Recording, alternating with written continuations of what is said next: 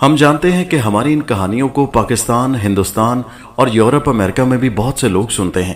اگر آپ ہمارے چینل کو مالی طور پر سپورٹ کرنا چاہتے ہیں تو اسی کہانی کے نیچے ڈسکرپشن میں ہمارا بینک اکاؤنٹ نمبر موجود ہے، آپ ہمیں سپورٹ کر سکتے ہیں۔ آپ کے کمنٹس کے جوابات بہت جلد دیے جائیں گے۔ کہانی شروع کرنے سے پہلے آپ سے گزارش ہے کہ جن دوستوں نے ابھی تک اس چینل کو سبسکرائب نہیں کیا وہ نیچے سرخ رنگ کے بٹن کو دبا کر اس چینل کو سبسکرائب کر لیں تاکہ آنے والی ویڈیوز کا نوٹیفیکیشن آپ کو بر وقت مل سکے۔ شکریہ۔ تو چلیے ملک صفدر حیات کی جرم و سزا پر مبنی ایک نئی تفتیشی دلچسپ کہانی کا آغاز کرتے ہیں۔ اس کہانی کا نام ہے ڈاکہ زن۔ ڈاکوؤں کے مسلح گروہ نے تھانے پر حملہ کر دیا۔ اتفاق سے اس رات میں تھانے میں موجود نہیں تھا، میں ایک ضروری کام کے سلسلے میں دوسرے شہر گیا ہوا تھا۔ اگلی صبح میں واپس آیا تو پتہ چلا پاسا پلٹ چکا ہے۔ ڈاکوؤں اور گروہی مجرموں کی ایک مخصوص نفسیات ہوتی ہے، ان کا کوئی اہم آدمی اگر پولیس کے ہتھے چڑھ جائے تو وہ کوئی موقع نکال کر اسے چھڑانے کی کوشش ضرور کرتے ہیں۔ یہ اسی ذیل کی ایک مجرمانہ کارروائی تھی۔ پچھلے چند روز سے میں نے ایک ڈاکو کو حوالات میں بند کر رکھا تھا۔ تفتیش آخری مرحلے میں تھی اور ایک آدھ روز بعد میں اسے عدالت کے حوالے کرنے والا تھا کہ یہ ناخوشگوار واقعہ پیش آ گیا۔ حملہ آور ڈاکوؤں کو میری غیر موجودگی میں کامیابی حاصل ہو گئی۔ وہ اپنے سردار سلطان کو حوالات سے نکال لے جانے میں کامیاب رہے، البتہ ان کا ایک ساتھی پولیس کی مزاحمت کی نظر ہو گیا۔ گویا ایک عام ڈاکو کی جان کا نذرانہ پیش کر کے وہ اپنے سردار سلطان کو چھڑا لے گئے۔ مجھے تھانے میں قدم رکھتے ہی ان حالات کا علم ہوا تو میں نے اپنے نائب کو کمرے میں بلا لیا۔ وہ ایک انسپیکٹر تھا۔ شمشاد علی، میں نے غصیلے لہجے میں اس سے پوچھا، میں تو تھانہ تم پر چھوڑ کر گیا تھا، پھر یہ سب کیسے ہو گیا؟ وہ ندامت آمیز آواز میں بولا، سر ہم نے مقابلہ کرنے کی پوری کوشش کی اور دو طرفہ فائرنگ کے نتیجے میں ڈاکوؤں کا ایک ساتھی مارا گیا اور میں نے اس ڈاکو کی لاش کا اچار نہیں ڈالنا۔ میں نے اے ایس آئی کی بات پوری ہونے سے پہلے ہی کہہ دیا۔ وہ لوگ زیر حراست اپنے سردار کو چھڑا لے گئے۔ سب سے اہم اور افسوسناک بات یہی ہے۔ اے ایس آئی نے شرمندگی سے گردن جھکا دی۔ میں اس واقعے سے بہت اپسیٹ ہوا تھا۔ سلطان ڈاکو کو زیر دام لانے کے لیے میں نے کتنے پاپڑ بیلے تھے یہ میں ہی جانتا تھا، اور اب جبکہ میں اسے ایک بھرپور چالان کے ساتھ قانون کے حوالے کرنے والا تھا تو اس کے ساتھی اسے تھانے کے حوالات سے نکال کر لے گئے تھے۔ یہ ایک ناقابل تلافی نقصان تھا۔ میں نے اے ایس آئی سے پوچھا، یہ افسوسناک واقعہ کتنے بجے پیش آیا؟ اس نے بتایا لگ بھگ صبح 4 بجے۔ اس زمانے میں آج کی طرح تھانوں میں اتنا زیادہ عملہ نہیں ہوا کرتا تھا۔ مذکورہ تھانے میں میرے علاوہ سب inspector Shamshad Ali, A S I Mumtaz Khan, حوالدار اور 4-5 کانسٹیبلز تھے۔ اس نفری کے حساب سے میں نے شمشاد علی سے پوچھا، حملہ اور ڈاکوؤں کی تعداد کیا تھی؟ وہ کمزور سی آواز میں بولا، نصف درجہ سے زیادہ تھے۔ ایک ڈاکو فائرنگ کے دوران مارا گیا اور وہ لوگ سلطان کو حوالات سے نکال کر لے گئے۔ میں نے نہایت برہمی سے کہا، ان کی تعداد پوری رہی، ہم سراسر گھاٹے میں رہے۔ سر ہم کوشش کر رہے ہیں۔ سب انسپیکٹر نے مجھے ٹھنڈا کرنے کی کوشش کی، جلدی ان ڈاکوؤں کا سراغ مل جائے گا۔ میں نے سخت لہجے میں سوال کیا، اب تک تم لوگوں نے کیا کوشش کی ہے؟ اس نے جواب دیا، میں نے کھوجی کو تھانہ بلوا کر کام پر لگا دیا ہے۔ وزیر علی نامی وہ کھوجی اپنے کام کا ماہر اور تجربہ کار شخص تھا۔ بعض معاملات میں اس نے ناقابل یقین حد تک قانون کی مدد کی تھی۔ میں اس کے ریکارڈ سے اچھی طرح واقف تھا اور اس کے کارناموں کی قدر کرتا تھا۔ میں نے سب انسپیکٹر سے پوچھا، کیا صرف ایک کھوجی پر انحصار کیا جا سکتا ہے؟ اس نے کہا، ہم نے ڈاکوؤں کے فرار ہوتے ہی ان کا تعاقب بھی کیا تھا جو کہ ناکامیاب رہا۔ میں نے طنزیہ انداز میں کہا۔ اے ایس آئی نے کہا، جناب وہ سب کے سب چاقو چبند گھوڑوں پر سوار تھے۔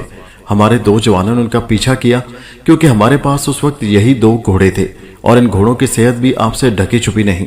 بات ختم کر کے وہ دوبارہ خاموش ہو گیا۔ میں نے زیادہ گرجنا برسنا مناسب نہ سمجھا اور گہری سوچ میں ڈوب گیا۔ اس وقت دن کے 11 بج رہے تھے اور یہ واردات صبح 4 بجے پیش آئی تھی۔ گویا ان گزرے ہوئے 7 گھنٹوں میں وہ ڈاکو کہیں کے کہیں نکل گئے ہوں گے اور عین ممکن تھا وہ کسی محفوظ پناہ گاہ میں پہنچ چکے ہوں۔ تھانے پہنچتے ہی جب مجھے ڈاکوؤں کی اس کارروائی کی اطلاع ملی تو میں نے سب سے پہلے جا کر حوالات کا معائنہ کیا تھا اور حوالدار سے سوالات بھی کیے تھے۔ اپنے عملے کے بیانات سے یہی نتیجہ اخذ ہوا کہ ڈاکوؤں نے آنن فانن گن پوائنٹ پر وہ کارروائی کی تھی۔ تھانے کے عملے نے ڈٹ کر مقابلہ کیا، تاہم بدقسمتی سے کامیابی حملہ آوروں کے حصے میں آئی۔ سانپ نکل چکا تھا، اس لیے فی الحال رسی پیٹنے کا کوئی فائدہ نہیں تھا۔ اپنے عملے سے تفصیلی سوال و جواب بعد میں بھی ہو سکتے تھے، پہلی فرصت میں مجھے ڈاکوؤں تک پہنچنا تھا۔ یہ بہت ہی افسوسناک سبکی والا معاملہ تھا۔ اگر اس رات میں تھانے میں موجود ہوتا تو شاید یہ واقعہ پیش نہ آتا۔ یا اس انداز میں پیش نہ آتا۔ میں اپنے اور اپنی عملے کی جان داؤ پر لگا کر حملہ آوروں کو روکنے کی کوشش کرتا۔ بہرحال جو ہونا تھا وہ ہو چکا۔ میں نے سب انسپیکٹر سے پوچھا، کھوجی کو کب روانہ کیا ہے تم نے؟ اس نے بتایا صبح 8 بجے۔ اس کے ساتھ ASI نوازش اور کانسٹیبل نثار بھی ہیں۔ موسم اچھا ہے، مجھے امید ہے کہ اچھے اور مفید نتائج برآمد ہوں گے۔ اللہ کرے ایسا ہی ہو، میں نے کہا اور سب انسپیکٹر کو اپنے کمرے سے رخصت کر دیا۔ وہ فروری کا مہینہ تھا اور سردی ابھی پوری طرح ختم نہیں ہوئی تھی۔ دن تو معتدل رہتا لیکن شام ہوتے ہی خنکی شروع ہو جاتی اور رات کو بھی خاصی ٹھنڈ ہو جاتی۔ میں حالیہ واقعے کے بارے میں سوچنے لگا۔ سلطان ڈاکو نے آس پاس کے علاقے میں بہت افراتفری مچا رکھی تھی۔ میں کم و بیش 1 سال سے اس کے پیچھے لگا ہوا تھا اور اسی کوشش کے نتیجے میں وہ چند روز پہلے میرے ہتھے چڑھ گیا تھا۔ اگر میں سلطان ڈاکو اور اس کے کارناموں کی تفصیل میں چلا گیا تو کئی کہانیوں کے دروازے کھل جائیں گے اور ان راستوں میں اصل داستان کہیں کھو کر رہ جائے گی، وہ داستان جس کا انتخاب اس ماہ کے لیے کیا گیا ہے۔ اگر پھر کبھی موقع ملا تو سلطان ڈاکو پر ایک مفصل کہانی لکھوں گا۔ فی الحال وہ ایک ایسا خطرناک مجرم تھا جو میرے قابو میں آنے کے بعد ہاتھ سے نکل چکا تھا۔ زخمی سانپ اور چھوٹا ہوا مجرم نہایت ہی خوفناک ہو جاتے ہیں اور مجھے اسی خطرناک ڈاکو کو دوبارہ گرفت میں لانا تھا۔ 1 گھنٹے کے بعد اطلاع ملی کہ کھوجی وزیر علی واپس آ گیا ہے۔ میں نے اسے فوراً اپنے کمرے میں بلا لیا۔ ASI نوازش اور کانسٹیبل نثار اس کے ساتھ تھے، لہٰذا میں نے انہیں بھی طلب کر لیا۔ کھوجی نے جو رپورٹ پیش کی اس کا خلاصہ کچھ اس طرح ہے۔ گھڑ سوار ڈاکوؤں کا کھرا نکالنے میں کھوجی کی خاطر خواہ کامیابی حاصل ہوئی تھی۔ میرے تھانے کی مشرقی جانب لگ بھگ 1 میل کے فاصلے پر جنگل شروع ہو جاتا تھا۔ کھوجی کے مطابق مسلح گھڑ سوار اسی جنگل کی سمت فرار ہوئے تھے۔ اس نے فرار ہونے والے گھوڑوں کی تعداد 6 بتائی۔ گھڑ سواروں کی تعداد کے بارے میں حتمی طور پر کچھ نہیں کہا جا سکتا، وہ 6 بھی ہو سکتے تھے اور 12 بھی۔ بہرحال سب انسپیکٹر کی زبانی مجھے معلوم ہو چکا تھا، وہ 6 آئے تھے اور 6 ہی واپس گئے، یعنی 1 گھوڑے پر 1۔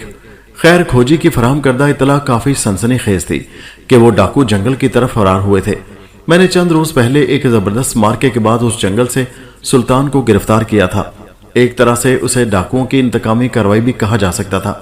کھوجی کے دوسرے انکشاف نے مجھے بری طرح چونکنے پر مجبور کر دیا۔ وہ گہری سنجیدگی سے بولا، ملک صاحب، ڈاکوؤں کے فرار کا راستہ تو میں نے واضح کر دیا، لیکن آپ یہ سن کر حیران ہوں گے کہ وہ تھانے پر چڑھائی کرنے کہیں اور سے آئے تھے۔ کیا مطلب؟ کہیں اور سے آئے تھے؟ میں واقعی حیران رہ گیا۔ اگر وہ جنگل میں گھسے ہیں تو آئے بھی ادھر ہی سے ہوں گے۔ میں تو اگلے مرحلے پر اس جنگل میں انہیں تلاش کرنے والا ہوں، تمہاری مدد سے۔ وہ تعاون آمیز انداز میں گردن ہلاتے بولا، جناب میں آپ کی ہر قسم کی مدد کو تیار ہوں۔ ڈاکوؤں کا کھرا جہاں تک لے جائے گا میں آپ کی رہنمائی کروں گا، لیکن میں پورے وثوق سے کہہ رہا ہوں کہ وہ لوگ مغربی سمت سے سفر کر کے اس تھانے میں پہنچے تھے۔ تھانے کی مغربی جانب بستی تھی جو 1 فرلانگ تک پھیلی ہوئی تھی۔ کھوجی کی بات نے مجھے الجھن میں ڈال دیا، بظاہر یہ ممکن دکھائی نہیں دیتا تھا۔ میں نے وزیر علی سے پوچھا، کہیں ڈاکوؤں کا کھرا اٹھانے میں تم سے کوئی غلطی تو نہیں ہو گئی؟ وہ جوشیلے لہجے میں بولا، سوال ہی پیدا نہیں ہوتا جناب، میں نے بڑی مشکل صورتحال میں کھرا نکالا ہے۔ وہ ڈاکو جو اپنے گھوڑوں کے سوموں پر کپڑا یا پلاسٹک باندھ کر سفر کرتے ہیں، میں نے ان کا بھی سراغ لگایا ہے۔ میں اس قسم کی غلطی نہیں کر سکتا۔ وہ ایک لمحے کو سانس لینے کی خاطر رکا، پھر بات جاری رکھتے ہوئے بولا، اس معاملے میں تو سب کچھ صاف صاف ہے۔ ڈاکوؤں کے قدموں اور گھوڑوں کے سوموں کے نشان بستی سے لے کر تھانے تک اور تھانے سے جنگل تک بالکل واضح نظر آ رہے ہیں۔ میرا حساب کتاب غلط نہیں ہو سکتا۔ جن 2 پولیس اہلکاروں نے گھوڑوں پر ڈاکوؤں کا تعاقب کیا، میں ان سے تفصیلی بات چیت کر چکا تھا۔ ان کا بھی یہی کہنا تھا کہ مسلح گھڑ سوار ڈاکو جنگل کی طرف جانے والے راستے پر غائب ہو گئے تھے۔ ان کے درمیان اتنا فاصلہ پیدا ہو گیا تھا کہ وہ مزید تعاقب جاری نہ رکھ سکے، مجبوراً انہیں واپس لوٹنا پڑا۔ اس مجبوری میں غیر اطمینان بخش صحت والے گھوڑوں کے ساتھ ساتھ گھڑ سوار ڈاکوؤں کی فائرنگ کا بھی بڑا ہاتھ تھا۔ پولیس کے جوانوں کے پاس روایتی اسلحہ تھا، جبکہ ڈاکوؤں کے پاس جدید، اس زمانے کے لحاظ سے جدید رائفلیں تھیں، پھر وہ تعداد میں بھی غالب اکثریت میں تھے۔ اس نوعیت کی صورتحال میں اسلحے سے زیادہ حکمت عملی کام آتی ہے۔ اگر میں تھانے میں موجود ہوتا تو وہ اتنی آسانی سے کامیابی حاصل نہیں کر سکتے تھے۔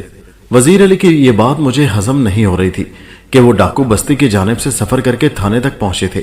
میں نے کہا، کیا تمہیں یقین ہے کہ وہ لوگ بستی سے آئے تھے؟ وہ اپنے ہاتھ پر ہاتھ مارتے ہوئے بولا، 16 آنے یقین ہے سرکار۔ اگر آپ کو میری بات پر اعتبار نہ ہو تو اپنے بندوں سے پوچھ لیں۔ اس نے کانسٹیبل نثار اور ASI نوازش کی طرف اشارہ کیا۔ یہ دونوں میرے ساتھ تھے۔ آپ کا حکم ہو تو میں جنگل میں بھی आगे तक उनका खुरा निकालूंगा। वो तो तुम्हें करना ही होगा, मैं हाथ पर हाथ रखे तो नहीं बैठा रहूंगा, मैंने कहा। फिर पूछा, बस्ती की समत पाया जाने वाला खुरा कहां जाकर खत्म होता है? यह सवाल मैंने इसलिए किया था कि मुझे ये मालूम हो सके आया वो डाकू इसी बस्ती से आए थे या फिर कहीं और से आए थे, और बस्ती के नजदीक से उनका सिर्फ गुजर हुआ था। खोजी वजीर अली के बजाय एएसआई नवाजिश ने कहा। उसका लहजा खासा इनकशाफ अंगेज था। उसने कहा, मलिक साहब, खोजी ने जो खुरा निकाला है वो खुशिया के घर पर जाकर खत्म होता है। ये खुशिया कौन है? बेख्तियार मेरे मुंह से निकल गया।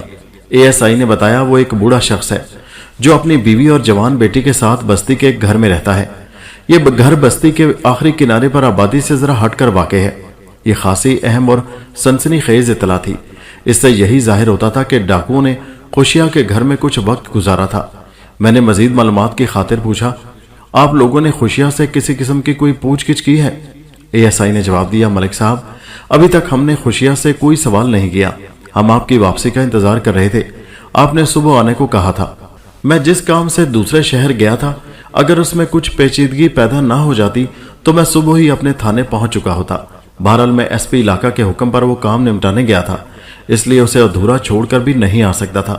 मैं दोबारा खोजी वजीर अली की जानिब मुतवज्जो हो गया।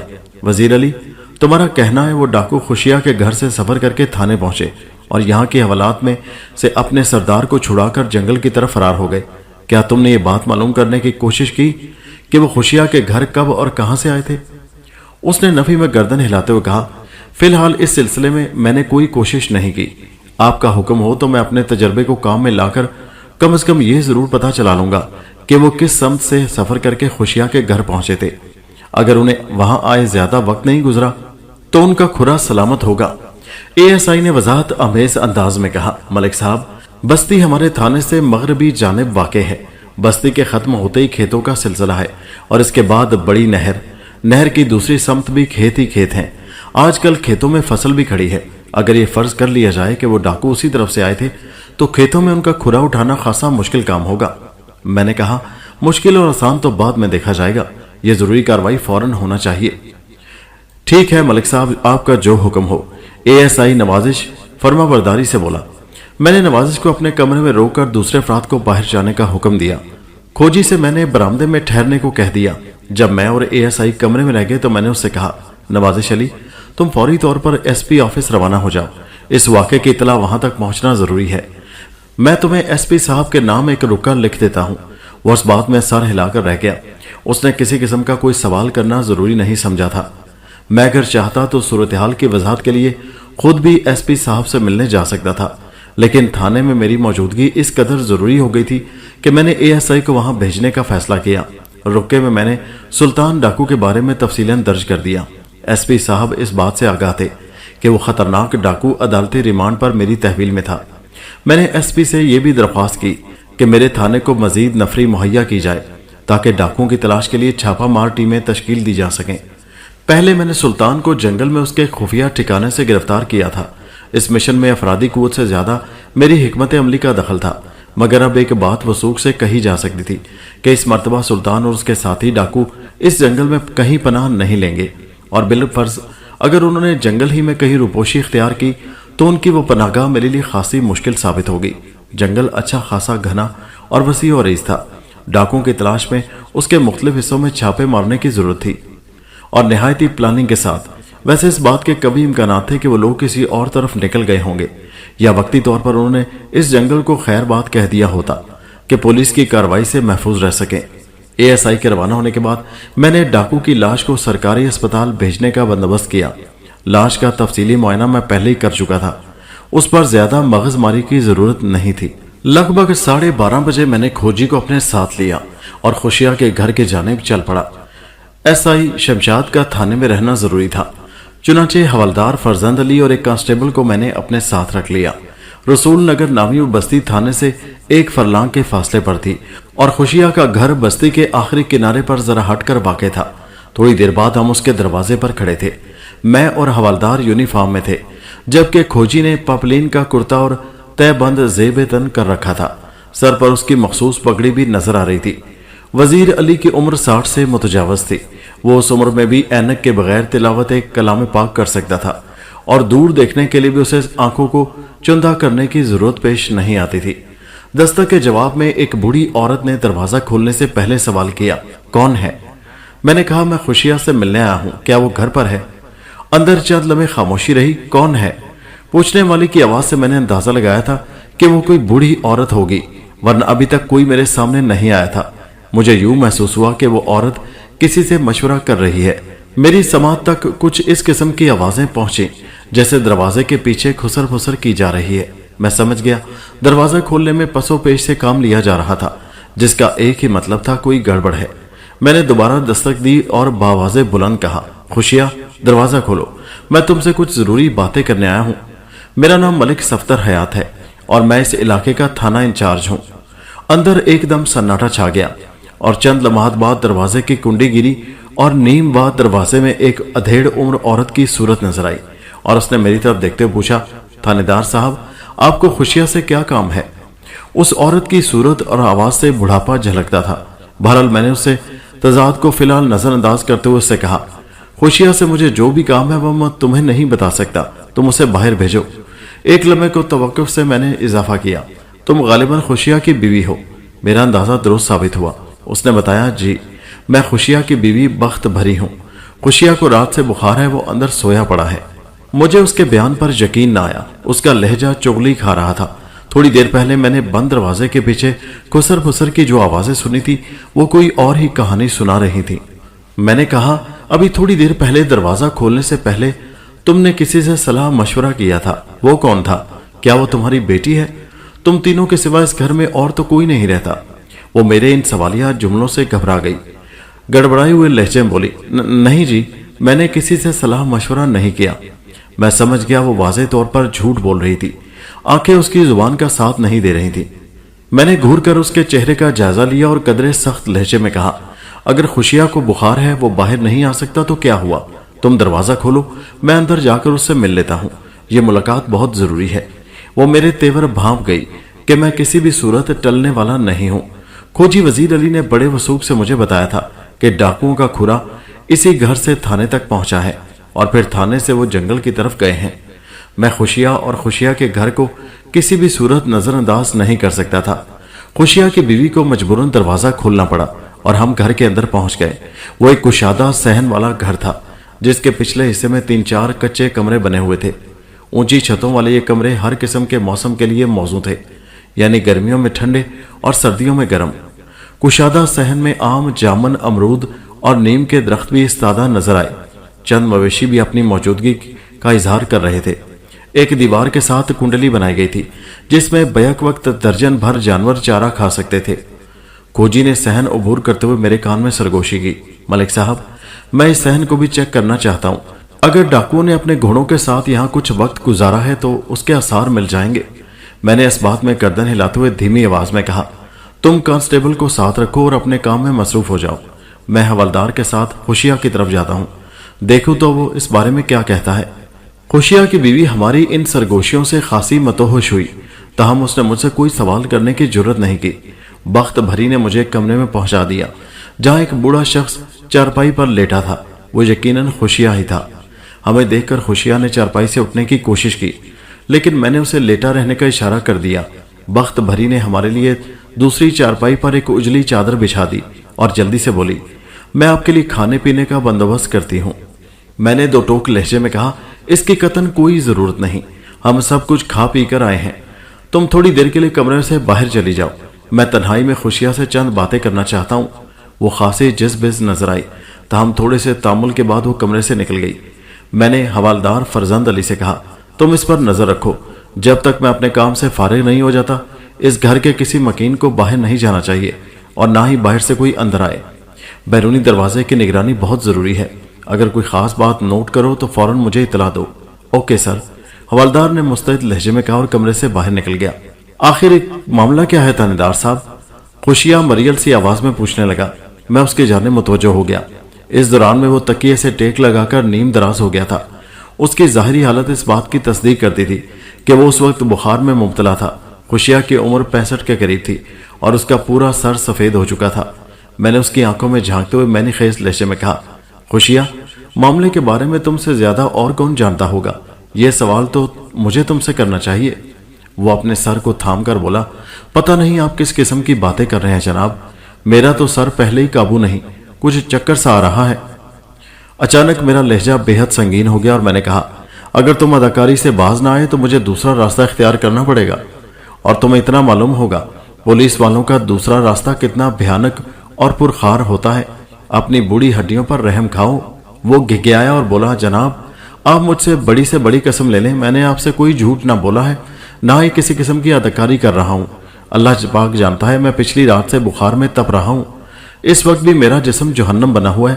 اگر آپ کو یقین نہیں آ رہا تو چھو کر دیکھ لیں، آپ کو میری بات کی سچائی کا پتہ چل جائے گا۔ میں نے کہا، ہاں میں دیکھ رہا ہوں کہ اس وقت تم بخار میں مبتلا ہو، اس کے لیے چھونے کی ضرورت نہیں۔ میں نے اس کی آنکھوں میں نگاہ گاڑتے ہوئے کہا، اگر تیز بخار ہے تو سر میں درد ہوگا اور چکر بھی آ سکتے ہیں۔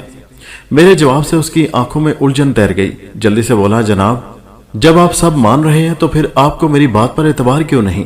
آپ یقین جانے میں کسی قسم کی اداکاری نہیں کر رہا۔ میں نے اس کی الجھن دور کرتے ہوئے کہا، تمہاری اداکاری سے میری مراد یہ ہے کہ تم بے خبری کا ناٹک کر رہے ہو۔ تمہیں اچھی طرح معلوم ہے کہ کون سا معاملہ مجھے کھینچ کر تمہارے دروازے تک لے آیا ہے۔ کیا میں غلط کہہ رہا ہوں؟ میں بدستور اس کی آنکھوں میں دیکھ رہا تھا اور میرے سوال نے اس کی آنکھوں میں وحشت کو نمودار کر دیا تھا۔ اس کے چہرے کا ہر حصہ خوف کی لپیٹ میں نظر آ رہا تھا۔ تاہم خوشیہ کی زبان نے حتی الامکان ڈٹائی کا مظاہرہ کیا۔ اس نے ٹوٹے پھوٹے لہجے میں کہا، میں ابھی تک سمجھ نہیں سکا ہوں کہ آپ کیا کہہ رہے ہیں۔ میں نے کہا، خوشیہ میں تمہارے ساتھ بوجھو تو جانے کھیلنے نہیں آیا، لگتا ہے شرافت کی زبان تمہاری سمجھ میں نہیں آئے گی۔ اچانک میرا لہجہ سنگین ہو گیا۔ اگر تم اپنی بیوی اور بیٹی کے ساتھ حوالات کی ہوا کھانے کا شوق رکھتے ہو تو تمہاری مرضی ہے، تھانے میں تو بے زبان بھی بولنے لگتے ہیں، لگتا ہے تمہارے ساتھ دوسرے راستے پر سفر کرنا پڑے گا۔ اس کے چہرے پر ایک رنگ سا آ کر گزر گیا، آنکھوں میں بے پناہ وحشت بھر گئی، نحیف آواز میں منمنایا، میری خطا کیا ہے؟ میں نے کڑک کر کہا، تمہاری خطا یہ ہے کہ تم نے پچھلی رات 6 ڈاکوؤں کو اپنے گھر میں پناہ دی تھی۔ اس نے کہا، آپ کو غلط فہمی کے بچے؟ میں نے اس کا جملہ مکمل ہونے سے پہلے ہی سخت انداز میں کہا، میں مکمل تسلی کیے بغیر کسی پر ہاتھ نہیں ڈالتا۔ میں نے تمہارے پاس آنے سے پہلے اچھی طرح یقین کر لیا ہے کہ مذکورہ ڈاکو تمہارے گھر میں ٹھہرے تھے، 1-2 پل کے لیے یا پوری رات، اس سے کوئی فرق نہیں پڑتا۔ بتاؤ تمہارا ان ڈاکوؤں سے کیا تعلق ہے؟ وہ کہاں سے آئے تھے اور کدھر گئے ہیں؟ خوشیہ کا وجود کپکپانے لگا۔ اس لرزے میں بخار سے زیادہ میرے ٹریٹمنٹ کا ہاتھ تھا۔ اس سے پہلے وہ کوئی جواب دیتا، کھوجی وزیر علی میرے پاس آ گیا۔ میں اس کی جانب متوجہ ہو گیا۔ ملک صاحب، کھوجی سنسنی خیز لہجے میں بولا، میں نے کشادہ صحن سمیت پورے گھر کو اچھی طرح چیک کر لیا ہے۔ گھر کے ایک کمرے میں چند افراد نے کچھ وقت گزارا ہے۔ صحن میں ان کے اور ان کے گھوڑوں کے قدموں کا کھرا بھی ملا ہے۔ یہ انہی گھوڑوں کے قدموں کے نشانات ہیں جو اس گھر سے نکل کر تھانے کی طرف گئے تھے۔ میں نے تنزیہ لہجے میں کہا، سن رہے ہو خوشیہ، یہ ایک ماہر اور تجربہ کار کھوجی کا تجزیہ ہے، کیا تم اس حقیقت کو جھٹلا سکتے ہو؟ خوشیہ میرے سوال کا جواب دینے کے بجائے سینے پر ہاتھ رکھ کر کمزور آواز میں ہائے ہائے کرنے لگا۔ میں نے کانسٹیبل سے کہا، اس کی بیوی اور بیٹی کو بلا کر لاؤ۔ کانسٹیبل نے کہا، جناب اس گھر میں ایک بوڑھی عورت کے سوا اور کوئی بھی نہیں، وہی عورت جس نے ہمارے لیے دروازہ کھولا تھا، بیٹی تو ہمیں کہیں نظر نہیں آئی۔ ٹھیک ہے، تم بخت بھری کو یہاں لاؤ۔ کانسٹیبل کمرے سے باہر نکل گیا۔ میں نے کھوجی سے کہا، کانسٹیبل واپس آئے تو تم اس کے ساتھ چلے جانا، یہ معلوم کرنا بہت ضروری ہے کہ وہ ڈاکو کہاں سے گزر کر اس بستی تک پہنچے تھے۔ میں خوشیہ کا انٹرویو کرتا ہوں، اگر اس نے کوئی جھوٹ بولنے کی کوشش کی تو تمہاری تحقیق سے اس کو پکڑ لیں گے، جنگل کی جانب بعد میں جائیں گے، اس راہ کا کھرا زیادہ دیر تک محفوظ رہے گا، جبکہ ادھر فوری طور پر کام کرنے کی ضرورت ہے۔ تم بستی سے آگے پھیلے ہوئے کھیتوں کی طرف نکل جاؤ۔ وہ پرمینی انداز میں سر ہلانے لگا۔ تھوڑی دیر بعد بخت بھری بھی کمرے میں موجود تھی۔ وہ خوشیہ کی طرف بڑھی، اسے پانی پلایا گیا۔ 10-15 منٹ بعد وہ قدرے سنبھل گیا۔ اس دوران میں کھوجی وزیر علی کانسٹیبل کے ساتھ وہاں سے رخصت ہو چکا تھا۔ میں نے خوشیہ کا بغور جائزہ لیتے ہوئے بخت بھری سے سوال کیا، تمہاری بیٹی گھر میں موجود نہیں، کیا وہ کہیں گئی ہوئی ہے؟ بخت بھری نے اپنے شوہر کی جانب دیکھتے ہوئے جواب دیا، جی، وہ اپنے ماموں کے گھر چن والی گئی ہوئی ہے۔ چن والی ایک چھوٹا سا گاؤں تھا جو میرے تھانے سے شمال کی سمت واقع تھا۔ بیوی کے جواب پر خوشیہ نے آنکھیں کھول کر اسے دیکھا، لیکن زبان سے کچھ نہ کہا۔ میں نے اس کی آنکھوں سے جھلکتی سرزنش کو واضح طور پر پڑھ لیا۔ مجھے یوں محسوس ہوا جیسے اسے بخت بھری کا جواب پسند نہ آیا ہو۔ खुशिया काफी हद तक संभल चुका था, लिहाजा मैं दोबारा उसकी तरफ मुतवज्जो हो गया। मैंने उसके चेहरे पर निगाह जमाते हुए कहा, खुशिया, तुमने अभी तक मेरे सवाल का जवाब नहीं दिया। मेरे पास फालतू वक्त नहीं कि यहाँ बैठकर तुम्हारा चेहरा तकता रहूं। अगर तुम ताउन करने पर आमादा नहीं तो मैं तुम दोनों को अपने साथ थाने ले जाने पर मजबूर हो जाऊंगा। बोलो क्या कहते हो? डाकुओं के बारे में बताने का इरादा है या फिर? मैंने दानिस्ता जुमला अधूरा छोड़ दिया। उस नामुकम्मल जुमले के पीछे एक संगीन धमकी पोशीदा थी।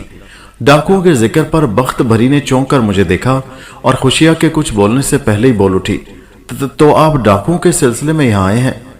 उसकी आवाज में खौफ की आमेज़श थी। पहले मैंने उसकी गैर मौजूदगी में खुशिया से डाकुओं के हवाले से सवालात किए थे, जिसके नतीजे में वो हाय हाय करने लगा था। बख्त भरी का चौंकना इस बात का सबूत था कि उस घर में कोई बड़ी गड़बड़ हुई थी।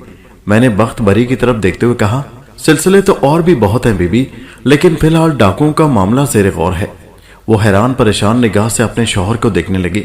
उसकी एक निगाह में सैकड़ों सवाल थे। खुशिया ने अचानक रोना शुरू कर दिया। पता नहीं बख्त भरी की निगाह में ऐसी कौन सी बात थी जिसने खुशिया के आंसू निकाल दिए। उसकी ये हरकत मेरे लिए खिलाफे तवक्को थी। वो धुआंधार अंदाज में बावाज़े बुलंद रो रहा था। पहले मैं यही समझा कि उसे शायद तेज बुखार की वजह से कोई दौरा वगैरह पड़ गया है। ऊंचे दर्जे का बुखार अगर सर को चढ़ जाए तो इंसान इसी किस्म की कैफियत में मुब्तला हो सकता है। बाज औकात शदीद बुखार के सबब इंसान बेहोश भी हो जाता है। बेहोशी की कैफियत ज्यादा खतरनाक भी होती है और उससे जान जाने का खतरा भी पैदा हो जाता है। बहरहाल खुशिया 2-3 मिनट ही में संभल गया। उसने आंसू भरी आंखों से मुझे देखा और गुलगीर आवाज में बोला, थानेदार साहब, हम बेकसूर हैं। हमने कोई जुर्म नहीं किया है और ना ही डाकुओं का साथ दिया है। उन्होंने हमें मजबूर कर दिया था। वो अचानक ही हमारे घर में घुस आए थे। हम उनके सामने बेबस हो गए। बख्त भरी सख्ते किसी कैफियत में खुशिया को देख रही थी। शायद उन्होंने डाकुओं के हवाले से आपस में जुबान बंदी का कोई अहद कर रखा था। जब खुशिया की जुबान के बंद खुल गए तो बख्त भरी ने सोचा वो भी अपने शौहर से पीछे क्यों रहे। उसने मेरी जानिब देखते हुए कहा, थानेदार साहब। उसकी आवाज भर्राई हुई थी। कहने लगी, अगर वो हमारी बेटी को राइफल के निशाने पर ना रख लेते तो शायद हम उन्हें अपने घर से निकालने की कोशिश करते। हम सोहनी की वजह से बहुत मजबूर हो गए थे। बेटी के जिक्र पर मुझे एक झटका सा लगा। थोड़ी देर पहले बख्त भरी ने मुझे बता चुकी थी कि उसकी बेटी अपने मामू के घर चन वाली गई हुई थी। उसका डाकुओं के हवाले से जिक्र चौंका देने वाली बात थी।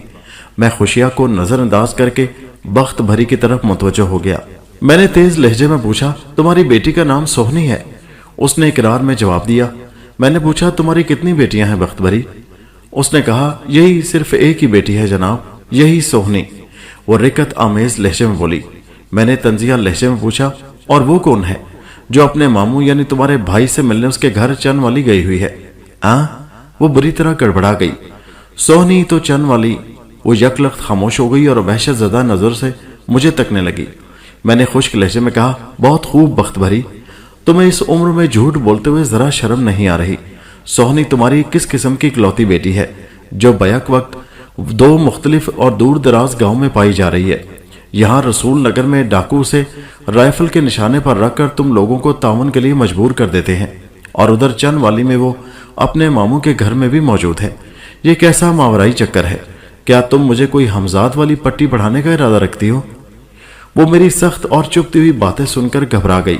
लुकनत ज़दा लहजे में बोली, मेरा मतलब ये था कि बख्त भरी। खुशिया ने अपनी बीवी को मुखातिब करते हुए कहा, तुम यहां से जाओ, मैं खुद थानेदार साहब को सारी बात बताता हूं। जब डाकुओं वाली बात छुपी नहीं रही तो फिर हम भी कोई झूठ क्यों बोले? उसने जरा तवक्कुफ करके पहलू बदला, फिर खफीफ आवाज में अपनी बीवी को अपनी खातिरदारी के बारे में कुछ हिदायत देने लगा। मेरे ना करने के दौरान में बख्त भरी कमरे से निकल गई। मैंने हवलदार फरजंद अली की तरफ मैंने खेज नजर से देखा। वो मेरी निगाह में पोशीदा इशारे को समझ गया और उठकर बख्त भरी के पीछे ही कमरे से रुखसत हो गया। उसने एक पल में अंदाजा लगा लिया था कि मैं बख्त भरी की निगरानी चाहता हूं। सुल्तान डाकू के हवाले से वो कुछ कर गुजरने पर आमादा नजर आता था। मैं दोबारा खुशिया की जाने मुतवज्जो हो गया। हाँ भाई खुशिया, अब तुम जल्दी से शुरू हो जाओ, मैं असल कहानी सुनने के लिए बेचैन हूं। वो थोड़ी देर तक ताउन आमेज नजर से मुझे देखता रहा, फिर रुककर उसने कमजोर लहजे में मुझे जो कुछ बताया मैं उसका खुलासा आपकी खिदमत में पेश करता हूं। खुशिया के मुताबिक गुज़श्ता रात वो अपनी बीवी बख्त भरी और बेटी सोहनी के साथ घर में मौजूद था। हस्बे मामूल उन्होंने रात का खाना खाया और थोड़ी देर बाद सोने के लिए लेट गए। गांव देहात में लोगों के पास ज्यादा काम नहीं होता। हर शख्स की रोजमर्रा मसरूफियात भी तयशुदा होती हैं, जिसमें मौसमों के तगैर व तबद्दुल से सिर्फ इतना फर्क आता है कि उनके जुमला काम 1-2 घंटे की कमी बेशी से अंजाम पाने लगते हैं। बाकी सब कुछ मामूल के मुताबिक चलता रहता है। रात में और ख़ास तौर पर मौसम सरमा की रात में लोग बहुत जल्द अपने बिस्तर में जा पहुंचते हैं। शहरी जिंदगी की आधी रात तक और बसा औकात उसके बाद भी ता देर जागकर सेहत का कबाड़ा नहीं किया जाता। जल्दी सोना और जल्दी उठना गांव के हर बासी का मामूल होता है। खुशिया और उसकी बीवी बेटी भी रात के पहले पहर सोने के लिए लेट गए और जल्द ही नींद की पुरकैफ वादी ने उन पर अपने दर वाह कर दिए। सोहनी की उम्र 21-22 के दरमियान थी। ये भरपूर जवानी की उम्र होती है और गांव देहात की खालिस फजा की ताजगी से हम आहंग होकर अजीब बहार दिखाती है। मर्द हो या जन, इस उम्र में सब पर जवानी टूट कर बरसती है। सोहनी इसम बा मुसम्मा थी। खुशिया और बख्त भरी एक कमरे में सोते थे, जबकि सोहनी दूसरे कमरे में। बख्त भरी ने कई मरतबा सोहनी से कहा कि वो अकेली न सोया करे, लेकिन वो ये कहकर टाल जाती कि अब्बा यानी खुशिया की मौजूदगी में वालदैन के कमरे में सोना उसे अच्छा नहीं लगता। फिर वो ये दलील भी देती कि उसका कमरा उनके कमरे से ज्यादा दूर थोड़ी है। दर हकीकत वो दोनों कमरे एक दूसरे से मिले हुए थे और दोनों की दरमियानी दीवार में एक दरवाजा भी था, जहां से बासानी कमरे से निकले बगैर इधर उधर आया जा सकता था। सोहनी ये कहकर मां को मुतमईन कर देती कि बीच का दरवाजा तो खुला ही रहता है, अगर कोई ऐसी वैसी बात हुई तो वो फौरन उन्हें मुतला कर देगी। अलगर्ज वकुआ की रात वो लोग अपने अपने कमरों में पुरसुकून नींद सो रहे थे कि रात के किसी पहर खुशिया की आंख खुल गई। ये खिलाफे मामूल बात थी। वो रात का सोया अजान फजर के वक्त ही उठता था। उसने दूसरी चारपाई के ऊपर सोई बख्त भरी को जगाया। वो इस तरह झंझोड़ कर उठाए जाने पर बुखला गई। क्या हो गया खुशिया? उसने आंखें मलते हुए झंझलाहट आमेज लहजे में पूछा। खुशिया ने होठों पर उंगली रखकर उसे खामोश रहने का इशारा किया और नीची आवाज में बोला, मैं महसूस कर रहा हूं घर में कोई गड़बड़ है। कैसी गड़बड़? बख्त भरी ने जवाबन सरगोशियाना अंदाज में पूछा और सोहनी के कमरे में खुलने वाले मुश्तरका दरवाजे की तरफ देखने लगी। बख्त भरी एक मां थी और गड़बड़ के हवाले से आपो आप उसका ध्यान सोहनी की तरफ चला गया था। मज़कूरा दरवाजा भिड़ा हुआ था, ताम उसे कुंडी नहीं लगाई जाती थी। खुशिया ने आवाज दबाकर कहा, मैंने थोड़ी देर पहले किसी दूसरे कमरे की तरफ आवाजें सुनी हैं। शायद इन्हीं आवाजों की वजह से मेरी आंख खुल गई। एक लम्हे को रुककर उसने इजाफा किया, मैं महसूस कर रहा हूं हमारे अलावा भी कुछ लोग इस घर में मौजूद हैं। तुम डराने वाली बातें कर रहे हो खुशिया? बख्त भरी की आवाज में सरासिमगी थी। इस सूरत हाल ने उसे पूरी तरह बेदार कर दिया था। मैं सोहनी को जाकर देखती हूँ, वो तशवीश भरे लहजे में बोली और चारपाई से नीचे उतर आई। ठीक है, तुम उसकी खैरियत मालूम करो। खुशिया ने भी बिस्तर छोड़ दिया। फिर घर के दूसरे हिस्सों में जाकर देखते हैं। अगले 2 मिनट के अंदर यह इंकशाफ हो गया कि सोहनी अपने कमरे में मौजूद नहीं थी। इस सूरत हाल ने बूढ़े वालदैन को गहरी तशवीश में मुब्तला कर दिया। वो अपने कमरे से सहन में निकल आए और उसी वक्त उन्हें हैरत का एक शदीद झटका सा लगा। सहन में निस्फ दर्जन घोड़े देखकर वो शदीद उलझन में पड़ गए। उस वक्त एक कमरे में से चंद अफराद के बोलने की आवाजें आने लगी। वो दोनों कमान में से निकले हुए तीरों की मानंद मज़कूरा कमरे की जाने बढ़ गए, क्योंकि सुनाई देने वाली आवाजों में सोहनी की आवाज भी शामिल थी। उस कमरे के वहशतनाक मंजर ने उनकी परेशानी में 1000 गुना इजाफा कर दिया। 6 डाकुओं ने सोहनी को अपने नरगे में ले रखा था। उन जालिमों ने पता नहीं किस तरह वहां एक दिया भी रोशन कर लिया था। इस सिलसिले में उन्होंने सोहनी से मदद ली होगी। दिए की नाकाफी रोशनी में सोहनी की सूरत खौफ और दहशत की अलामत बनकर रह गई थी। खुशियां और बख्त भरी डाकुओं की नजर से छुपे न रह सके और उन्हें भी बेबस कर दिया गया। थोड़ी देर बाद 3 डाकू सोहनी और बख्त भरी के पास ही रुक गए और बाकी 3 खुशिया के साथ दूसरे कमरे में आ गए। कमरे में पहुंचने के बाद 2 डाकू दरवाजे के करीब खड़े हो गए और तीसरा खुशिया से मुज़ाकरात करने लगा। डाकू ने सख्त लहजे में कहा, हम तुम लोगों को कोई नुकसान नहीं पहुंचाएंगे, शर्त यही है कि तुम हमारे साथ ताउन करो। खुशिया ने डरते डरते पूछ लिया, तुम लोग हमसे किस किस्म का ताउन चाहते हो? वो बोला, हम 2-2.5 घंटे तुम्हारे घर में गुजारना चाहते हैं। अगर तुम लोगों ने शराफत का सबूत दिया तो हम जैसे खामोशी से आए हैं बिल्कुल वैसे ही यहां से रुखसत भी हो जाएंगे, लेकिन किसी गड़बड़ या तुम्हारी चालाकी की सूरत में तुम तीनों जान से जाओगे। बोलो क्या इरादा है? इस मौका पर कोई भी कमजोर और शरीफ इंसान किसी खतरनाक इरादे का इजहार नहीं कर सकता। खुशिया ने कहा, ठीक है, तुम जब तक चाहो यहां रुक जाओ, मेरी बेटी और बीवी को कोई तकलीफ या नुकसान नहीं पहुंचना चाहिए। डाकू ने ठोस लहजे में कहा, इनका बाल भी बांका नहीं होगा। अपने अमल से वो उनका सरगना नजर आता था। दूसरे 5 उसे बहुत ताजीम दे रहे थे।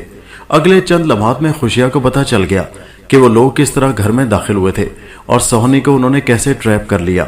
घर के सहन के अंदर ही एक कोने में देहाती टॉयलेट बना हुआ था।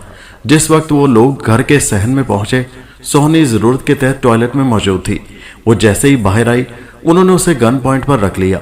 फिर वो उसे धकेलते हुए कमरे में ले गए थे। घर में दाखिले के लिए उन्होंने रिवायती तरीका अपनाया था, यानी एक शख्स सहन की दीवार कूदकर घर के सहन में पहुंचा। फिर उसने अपने साथियों के लिए दाखिली दरवाजा खोल दिया। अगले ही लम्हे 6 घोड़े और घुड़सवार सहन में मौजूद थे। दाखिली दरवाजे को दोबारा बंद कर दिया गया। खुशिया को जब ये मालूम हुआ कि उनकी जान और इज्जत को कोई संगीन खतरा लाहक नहीं, तो उसके खौफ में वाज़ेह कमी हो गई और उसने डाकुओं का सरदार नजर आने वाले शख्स से पूछा, आप लोग कौन और कहां से आए हो? उसने कहा, क्या तुम्हें अभी तक हमारे हुलियों से कुछ अंदाजा नहीं हुआ? खुशिया ने कहा, अंदाजा तो मैं लगा चुका हूं। खुशिया ने सर को तफहीमी जुम्बिश दी। तुम लोगों के हुलिये तो तुम्हें डाकू जाहिर कर रहे हैं। मैं ये पूछ रहा था कि तुम लोग कहां डाका डालने जा रहे हो? डाकुओं के सरबराह ने सख्त लहजे में कहा, ओए बुढ़े, शक्ल से तो तुम इतने अहमक नजर नहीं आते। क्या हम तुम्हें बता देंगे कि कहां से आ रहे हैं, कहां डाका डालेंगे और इसके बाद किस तरफ का रुख करेंगे? क्या तुमने हमें इतना ही बेवकूफ समझ रखा है? डाकू की डांट फटकार ने खुशिया को खामोश कर दिया। डाकू के तेवर बताते थे कि अगर खुशिया ने मजीद कोई सवाल किया तो वो आपे से बाहर हो जाएगा, और डाकू का आपे से बाहर हो जाना निहायत ही खतरनाक साबित हो सकता है। उसे अपनी जान की ज्यादा परवाह नहीं थी। वो बख्त भरी और सोहनी को कोई गजंद पहुंचते हुए नहीं देख सकता था। इन नाजुक लम्हात में वो तीनों पूरी तरह डाकुओं के रहमो करम पर थे। लिहाजा खुशिया का चुप साथ लेना ही वक्त की जरूरत, मसलहत का तकाजा और दानिशमंदी का शेवा था। लगभग 2 घंटे वहां गुजारने के बाद जब वो डाकू खुशिया के घर से रुखसत होने लगे तो उन्होंने सोहनी को अपने साथ ले जाने का फैसला सुना दिया। खुशिया चीख उठा, ये तो सरासर ज्यादती है। हमने आप लोगों से हर मुमकिन ताउन किया है। आप मेरी बेटी को छोड़ दें और खामोशी से अपनी राह ले। खुशिया का घर बस्ती से जरा हटकर था, इसलिए वहां होने वाली कार्रवाई किसी की नजर में नहीं आ सकी थी। खामोश और ठंडी ठार रात के उस पहर वैसे भी बस्ती के लोग गहरी नींद के मजे लूट रहे होंगे, लिहाजा किसी का खुशिया के घर के जानिब मुतवज्जो होना मुमकिन नहीं था। डाकुओं के सरदार, यहां सरदार से मुराद वो शख्स है जो उस शैतानी टोले को लीड कर रहा था। दरअसल उनका सरदार तो सुल्तान था। उस शैतानी टोले को लीड करने वाले ने सख्त अंदाज इख्तियार करते हुए कहा, ओए बुढ़े, तुमने पिछले 2 घंटों में अंदाजा लगा लिया होगा कि हमने तुमसे किसी किस्म की बदतमीजी की है और ना ही कोई नुकसान पहुंचाने की कोशिश की है। इससे यही जाहिर है कि मेरी नीयत साफ है। तुम मेरी बात पर भरोसा कर सकते हो। वो खुशिया की जवान जहान बेटी को अपने साथ ले जाने की बात कर रहा था और साथ ही ये तलकीन भी कि वो एक डाकू पर आंखें बंद करके भरोसा करे। उसकी मंतक अजीब और तजवीज निराली थी। खुशिया ने कहा, मैं मानता हूं तुम लोगों ने पिछले 2-2.5 घंटों में इंतहाई शराफत का सबूत दिया है। डाकू या जराइम पेशा अफराद से ऐसे रवैये की तवक्को नहीं की जा सकती। अब खुद को शरीफ डाकू साबित करने के लिए तुम मेरी बेटी को छोड़ दो। मुझे यकीन आ जाएगा कि तुम एक अजीम और खुदा तरस इंसान हो। डाकू का पेशा तुम्हारी मजबूरी होगी। सरदार धीमे लहजे में हंसा और बोला, तुम्हारी बेटी को हम जमानत के तौर पर अपने साथ ले जा रहे हैं। ये मेरी बेटी और बहन की तरह है। अगर तुमने अपनी जुबान बंद रखी और हमारे बारे में किसी को कुछ बताने की गलती ना की तो आज का सूरज डूबने से पहले तुम्हारी बेटी तुम्हारी नजर के सामने होगी। लेकिन अगर तुमने कोई होशियारी या चालाकी दिखाने की कोशिश की तो फिर तुम्हारी बेटी की जान या इज्जत की कोई गारंटी नहीं होगी। वो मेरी सोहनी को अपने साथ ले गए थानेदार साहब। दास्तान के इख्तिताम पर खुशिया ने गुलगीर आवाज में कहा। मैंने गुस्सीले लहजे में कहा, और तुम बुखार चढ़ाए खामोशी से घर बैठे हो। फिर क्या करूं मैं? वो फट पड़ा। मैंने कहा, कम से कम इतना तो कर सकते थे कि थाने में आकर इस वाक़े की रिपोर्ट ही दर्ज करवा देते ताकि उन्हें तलाश करने में हमें कोई आसानी हासिल हो जाती। वो बरहमी से बोला, आप अपनी आसानियों की बात कर रहे हैं थानेदार साहब। मेरी इस रिपोर्ट को मुखबरी समझकर अगर डाकू सोनी को कोई नुकसान पहुंचा देते तो इसका जिम्मेदार कौन होता?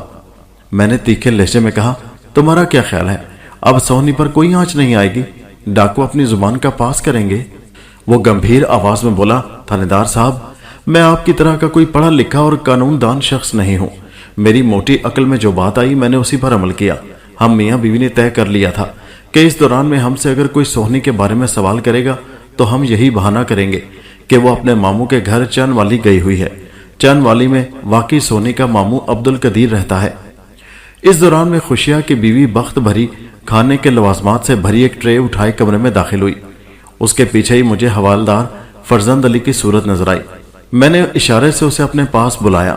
میں نے کہا اب کسی نگرانی کی ضرورت باقی نہیں رہی، یہ لوگ تو پہلے ہی لٹے پیٹے بیٹھے ہیں۔ بخت بھری نے میری بات سے اندازہ لگا لیا کہ خوشیہ نے اپنی داستان غم مجھے سنا دی تھی۔ وہ بھی ہمارے پاس بیٹھ گئی۔ وہ بڑی محنت سے سامان خاطرداری تیار کر کے لائی تھی، لہٰذا اس کی کاوش کو نظر انداز کر دینا کفران نعمت ہوتا۔ میں اور حوالدار ٹرے میں موجود اللہ کی نعمتوں سے انصاف کرنے لگے۔ خوشیہ نے ڈاکوؤں کے حوالے سے مجھے جو کہانی سنائی تھی اس میں بہت سے پہلو تشنا تھے، خاص طور پر یہی بات کہ انہوں نے 2 گھنٹے اس کے گھر میں قیام کیوں کیا تھا۔ وہ جہاں سے بھی آئے تھے ایک بات تو طے تھی کہ وہ اپنے سردار سلطان ڈاکو کو پولیس کی تحویل سے نکالنے آئے تھے۔ وہ سیدھے تھانے کیوں نہ گئے؟ اگر خوشیہ کے گھر میں وہ 2 گھنٹے ٹھہرے تو کیوں؟ کیا اس طرح وہ اپنا کوئی خاص مقصد حل کرنا چاہتے تھے؟ میرا ذہن تیز رفتاری سے سوچ رہا تھا۔ SI شمشاد کے مطابق مسلح ڈاکوؤں کے ایک جتھے نے لگ بھگ 4 بجے صبح تھانے پر حلہ بولا تھا۔ اس حساب سے کہا جا سکتا تھا وہ کم و بیش 2 بجے خوشیہ کے گھر پہنچے ہوں گے۔ اس بات کی تصدیق کے لیے میں نے خوشیہ سے پوچھا، ڈاکو کتنے بجے تمہارے گھر میں داخل ہوئے تھے؟ وہ معذرت خواہانہ انداز میں بولا، صحیح وقت کا اندازہ تو مجھے نہیں جناب، لیکن میرا خیال ہے وہ آدھی رات کے بعد یہاں آئے تھے۔ البتہ ان کے جانے کے بعد میں اور بخت بری صبح تک سو نہیں سکے تھے۔ یہ واقعہ ہی ایسا تھا کہ کسی کو نیند نہیں آ سکتی تھی۔ ڈاکوؤں کے جانے کے تھوڑی دیر بعد فجر کی اذان ہو گئی تھی۔ ایک بات مجھے بری طرح کھٹک رہی تھی اور وہ یہ کہ خوشیہ کے گھر سے رخصت ہونے کے بعد ڈاکوؤں نے تھانے کا رخ کیا تھا اور خوشیہ کے بیان کے مطابق اس کی بیٹی سوہنی بھی ان کے ساتھ تھی۔ تو کیا انہوں نے سوہنی کے ساتھ تھانے پر دھاوا بولا تھا یا اس اغوا شدہ دوشیزہ کو انہوں نے کہیں راستے میں بٹھا دیا تھا؟ تھانے سے واپسی میں وہ بہت جلدی اور افراتفری میں تھے اور 2 پولیس اہلکار گھوڑوں پر ان کا تعاقب بھی کر رہے تھے، لہٰذا سوہنی کو راستے میں سے اٹھانے کے امکانات تو 0 کے برابر تھے۔ اس سے ایک ہی نتیجہ سامنے آتا تھا کہ یا تو سوہنی ان کے ساتھ ساتھ ہی رہی تھی یا پھر انہوں نے اسے خود سے الگ کر دیا تھا۔ ممکن ہے ان کا کوئی ساتھی سوہنی کو اپنے ساتھ پہلے ہی جنگل کی طرف لے گیا ہو۔ اپنے اس خیال کی تصدیق کے لیے میں نے خوشیہ سے پوچھا، اچھی طرح سوچ کر بتاؤ وہ ڈاکو تعداد میں کتنے تھے؟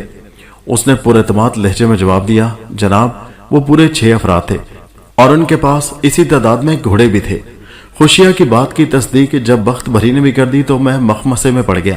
یہ تو ڈاکوؤں کی وہی تعداد تھی جو تھانے پر حملہ آور ہوئی تھی۔ کہیں کوئی گڑبڑ تھی جو فوری طور پر میری سمجھ میں نہیں آ رہی تھی۔ میں یہ ماننے کو تیار نہیں تھا کہ ڈاکوؤں نے سوہنی کو اپنے ساتھ رکھ کر تھانے والا مارکا مارا ہوگا، وہ مارکا جس میں وہ اپنے سردار کو چھڑانے کے ساتھ ساتھ اپنے ایک ساتھی کی لاش تھانے میں چھوڑ گئے تھے۔ میں نے خوشیہ سے اتمام حجت ضروری جانا، کیا تم نے ڈاکوؤں کو باقاعدہ گنا تھا یا یوں ہی اندازے سے ان کی تعداد کے بارے میں بتا رہے ہو سکتا ہے وہ 6 نہ ہو، وہ 5 بھی ہو سکتے ہیں اور 7 بھی۔ وہ بڑی شدت سے نفی میں گردن ہلاتے ہوئے بولا، نہیں جناب، ان کی تعداد میں کسی کمی بیشی کی گنجائش نہیں۔ میں نے ان 2 گھنٹوں میں کم از کم 8 بار انہیں گنا تھا اور ہر مرتبہ وہ 6 ہی تھے۔ میں نے کہا، کیا ڈاکو سوہنی کے علاوہ بھی تمہارے گھر سے کوئی شے اٹھا لے گئے ہیں؟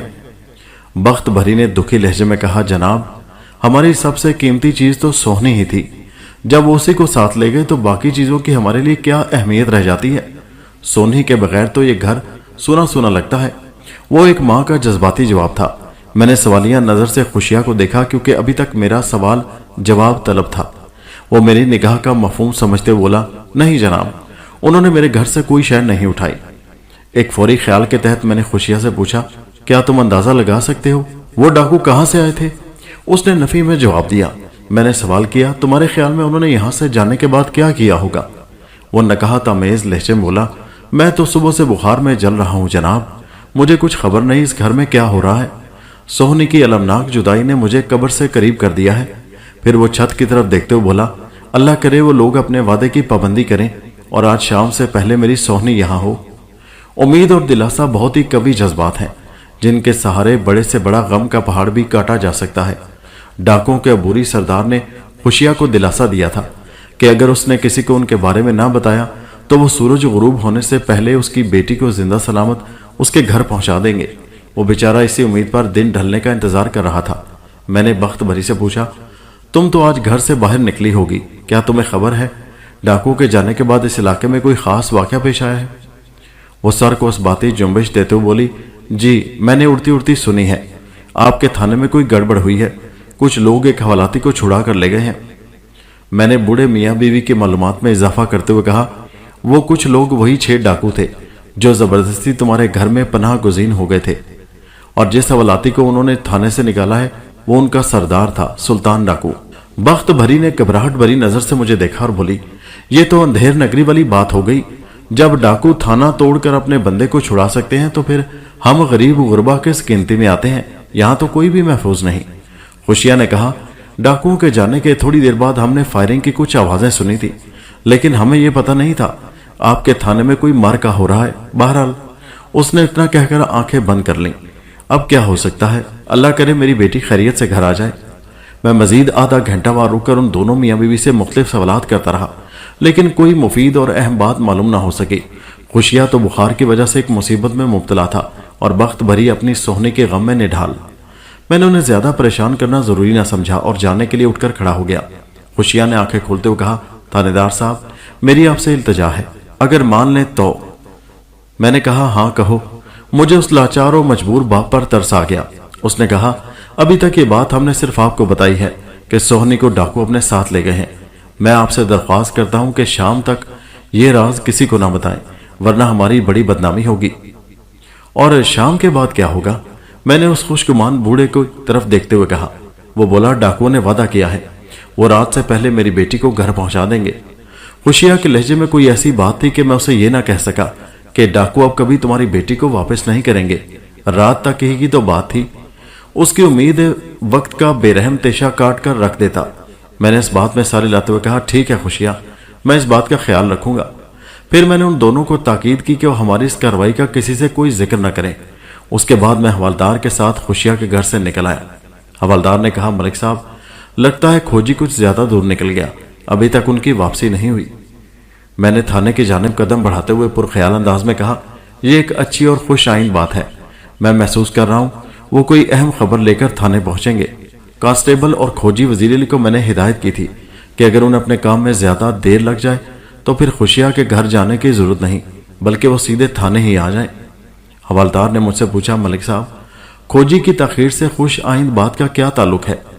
میں نے حوالدار کو مخاطب کرتے ہوئے کہا، فرزند علی، اگر اب تک وہ واپس نہیں آئے تو اس کا یہی مطلب ہے کھوجی کو ڈاکوؤں کا کوئی سراغ مل گیا ہے۔ کھرا اس کی مدد کر رہا ہے اور وہ یہ جاننے کے لیے بہت دور نکل گئے ہیں کہ ڈاکو کس طرف سے آئے تھے۔ مجھے امید ہے وہ کوئی خوشخبری لے کر ہی واپس آئیں گے۔ وہ گہری سنجیدگی سے بولا، اللہ آپ کی زبان مبارک کرے ملک صاحب، ایک مرتبہ سلطان ڈاکو کا سراغ مل جائے تو پھر میں اسے بتاؤں گا کہ حوالدار فرزند علی کس مصیبت کا نام ہے۔ میں نے بھی اس کی ساری ڈاکو گیری ناک کے راستے باہر نہ نکال دی تو اپنے باپ کا نہیں۔ فرزند علی کے لہجے میں بڑی تپش تھی۔ میں نے اس کے ادا کیے ہوئے الفاظ میں خاصی آنچ محسوس کی، اور یہ سب اس واقعے کا نتیجہ تھا جو آج صبح تھانے میں پیش آیا تھا۔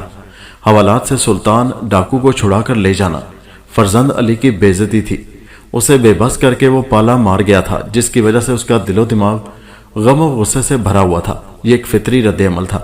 میں نے فیصلہ کیا کہ سلطان ڈاکو کی گرفتاری کے سلسلے میں فرزند علی کو اپنے ساتھ رکھوں گا تاکہ وہ اپنے جذبات کی تسکین کر سکے۔ اس طرح اس کا غبار بھی نکل جاتا اور مجھے بھی ایک جوشیلا خطرات میں کود پڑنے والا ساتھی میسر آ جاتا۔ مجھے امید تھی فرزند علی اپنی ہزیمت کا بدلہ لینے کے لیے جان کو داؤ پر لگا سکتا تھا۔ میں نے اس کا کندھا تھپ تھپاتے ہوئے کہا، تم فکر نہ کرو فرزند علی، انشاءاللہ بہت جلد سلطان ڈاکو میرے تھانے کی حوالات میں ہوگا، یعنی ایک مرتبہ پھر تمہارے حوالے۔ میں اس لمحے کو جلد از جلد دیکھنا چاہتا ہوں جب ایسا ہو جائے گا، وہ بھرائی آواز میں بولا۔ ملک صاحب آپ سوچ نہیں سکتے مجھے اپنی ناکامیابی پر کتنی شرمندگی ہے۔ میں سود در سود سلطان سے حساب کرنا چاہتا ہوں۔ میری آپ سے درخواست ہے اس مشن میں آپ مجھے اپنے ساتھ رکھیں، میں کچھ کر کے دکھانا چاہتا ہوں۔ میں نے ایک مرتبہ پھر اس کے شانے پر تھپکی دی اور کہا، تم ضرور کوئی کارنامہ انجام دو گے، تم فکر نہ کرو، میں تمہیں قدم قدم پر اپنے ساتھ رکھوں گا۔ میں سوچ بھی سکتا ہوں اور محسوس بھی کر رہا ہوں اس وقت تمہارے دل پر کیا بیت رہی ہے۔ مجھے تمہارے جذبات کا پوری طرح احساس ہے۔ پھر میں نے اس کی دلجوئی کی خاطر کہا، وہ یہ تم ناکامیابی اور شرمندگی کی کیا بات کر رہے ہو؟ ناکامیاب تو تم اس وقت ہوتے جب تمہیں کوشش کرنے کا موقع ملتا، تمہیں تو پہلے ہی مرحلے پر بے بس کر دیا گیا تھا۔ بہرحال تمہاری ندامت یہ بھی ظاہر کرتی ہے کہ تم ایک غیرت مند اور خوددار شخص ہو۔ مجھے تم جیسے جوانوں پر فخر ہے فرزند علی۔ اشک شوئی اور دلجوئی سے قطع نظر فرزند علی کا ریکارڈ ایسا شفاف اور قابل فخر تھا کہ میں اس کی کارکردگی سے مطمئن تھا۔ ایک وقتی ناکامیابی نے اسے حد درجہ دل برداشتہ کر دیا تھا۔ اچھی بات یہ تھی کہ اس کا ولولہ زندہ تھا اور وہ سلطان کو دوبارہ حوالات کی صلاحوں کے پیچھے دیکھنے کے لیے بے چین تھا۔ اس کے جذبات قابل قدر تھے۔ اس موقع پر میں نے اس کا حوصلہ بڑھایا اور ٹھوس لہجے میں کہا، تم فکر نہ کرو فرزند علی، کامیابی ہماری راہ دیکھ رہی ہے، ہم بہت جلد سلطان تک پہنچ جائیں گے، وہ زیادہ دیر تک بچ نہیں سکے گا۔ تم دیکھو گے عنقریب وہ ڈاکو ہمارے تھانے کی فضا میں سانس لے رہا ہوگا۔ وہ پرعزم لہجے میں بولا، انشاءاللہ ایسا ہی ہوگا ملک صاحب۔ ہم باتیں کرتے ہوئے تھانے کی جانب قدم بڑھاتے رہے۔ اچانک فرزند علی نے مجھ سے پوچھا، ملک صاحب آپ کو یہ بات کچھ عجیب سے نہیں لگی؟ میں نے بے ساختہ پوچھا، کون سی بات؟ حوالدار کا سوال چونکہ سیاق و سباق سے خالی تھا، اس لیے میرا چونک جانا لازمی بات تھی۔ اس نے اپنی بات کی وضاحت کرتے ہوئے کہا، میں سوہنی کی بات کر رہا ہوں جناب۔ اگر ڈاکو واقعی اسے ساتھ لے گئے تھے تو پھر تھانے والے مارکے میں وہ کہاں تھی؟ میں نے آپ کے سوالات سے اندازہ لگا لیا ہے کہ خوشیہ کے بیان کا یہ حصہ آپ کو بھی ہضم نہیں ہوا۔ میں نے پرسوچ انداز میں کہا، ہاں فرزند علی، یہ معاملہ مجھے بھی الجھا رہا ہے۔ خوشیہ اگر جھوٹ نہیں بول رہا تو سوہنی والا قصہ کسی مہمے سے کم نہیں۔ تم اس سلسلے میں کیا کہتے ہو؟ میں نے بات کے اختتام پر گیند اسی کی کوٹ میں ڈال دی تو وہ ایک گہری سانس خارج کرتے ہوئے بولا، خوشیہ اور بخت بھری کی باتوں سے تو لگتا ہے وہ کسی قسم کی غلط بیانی سے کام نہیں لے رہے۔ ان کے غم اور حالت کو دیکھ کر یقین آ جاتا ہے کہ ڈاکو سوہنی کو اپنے ساتھ لے گئے تھے۔ اب آج آ کر ایک ہی بات سمجھ میں آتی ہے، اور وہ یہ کہ ڈاکوؤں کی تعداد 6 سے زیادہ تھی، 7 یا 8۔ وہ ایک لمحے سانس لینے کی خاطر رکا تو مجھے محسوس ہوا وہ میرے ہی انداز میں سوچ رہا تھا۔ میں بھی سرے دست اسی نتیجے پر پہنچا تھا کہ ڈاکوؤں کا کوئی 7واں یا 8واں ساتھی بھی تھا جو سوہنی کے ساتھ رہا ہوگا۔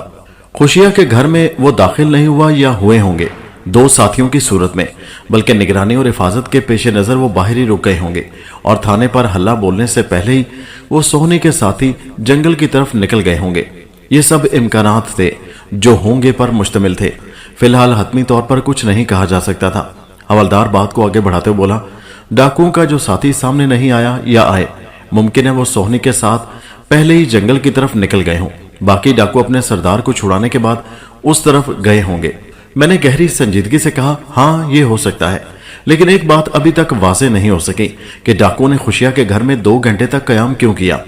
حوالدار نے ایسی نظر سے مجھے دیکھا جیسے ابھی بھی اس کے ذہن میں کوئی تازہ ترین خیال آیا ہو، پھر وہ انکشاف انگیز لہجے میں گویا ہوا، ملک صاحب یہ بھی تو ہو سکتا ہے ڈاکوؤں کو اپنے کسی ساتھی یا ساتھیوں کا انتظار ہو، اس لیے انہوں نے خوشیہ کے گھر کو موزوں انتظار گاہ جان کر 2-2.5 گھنٹے وہاں گزار لیے۔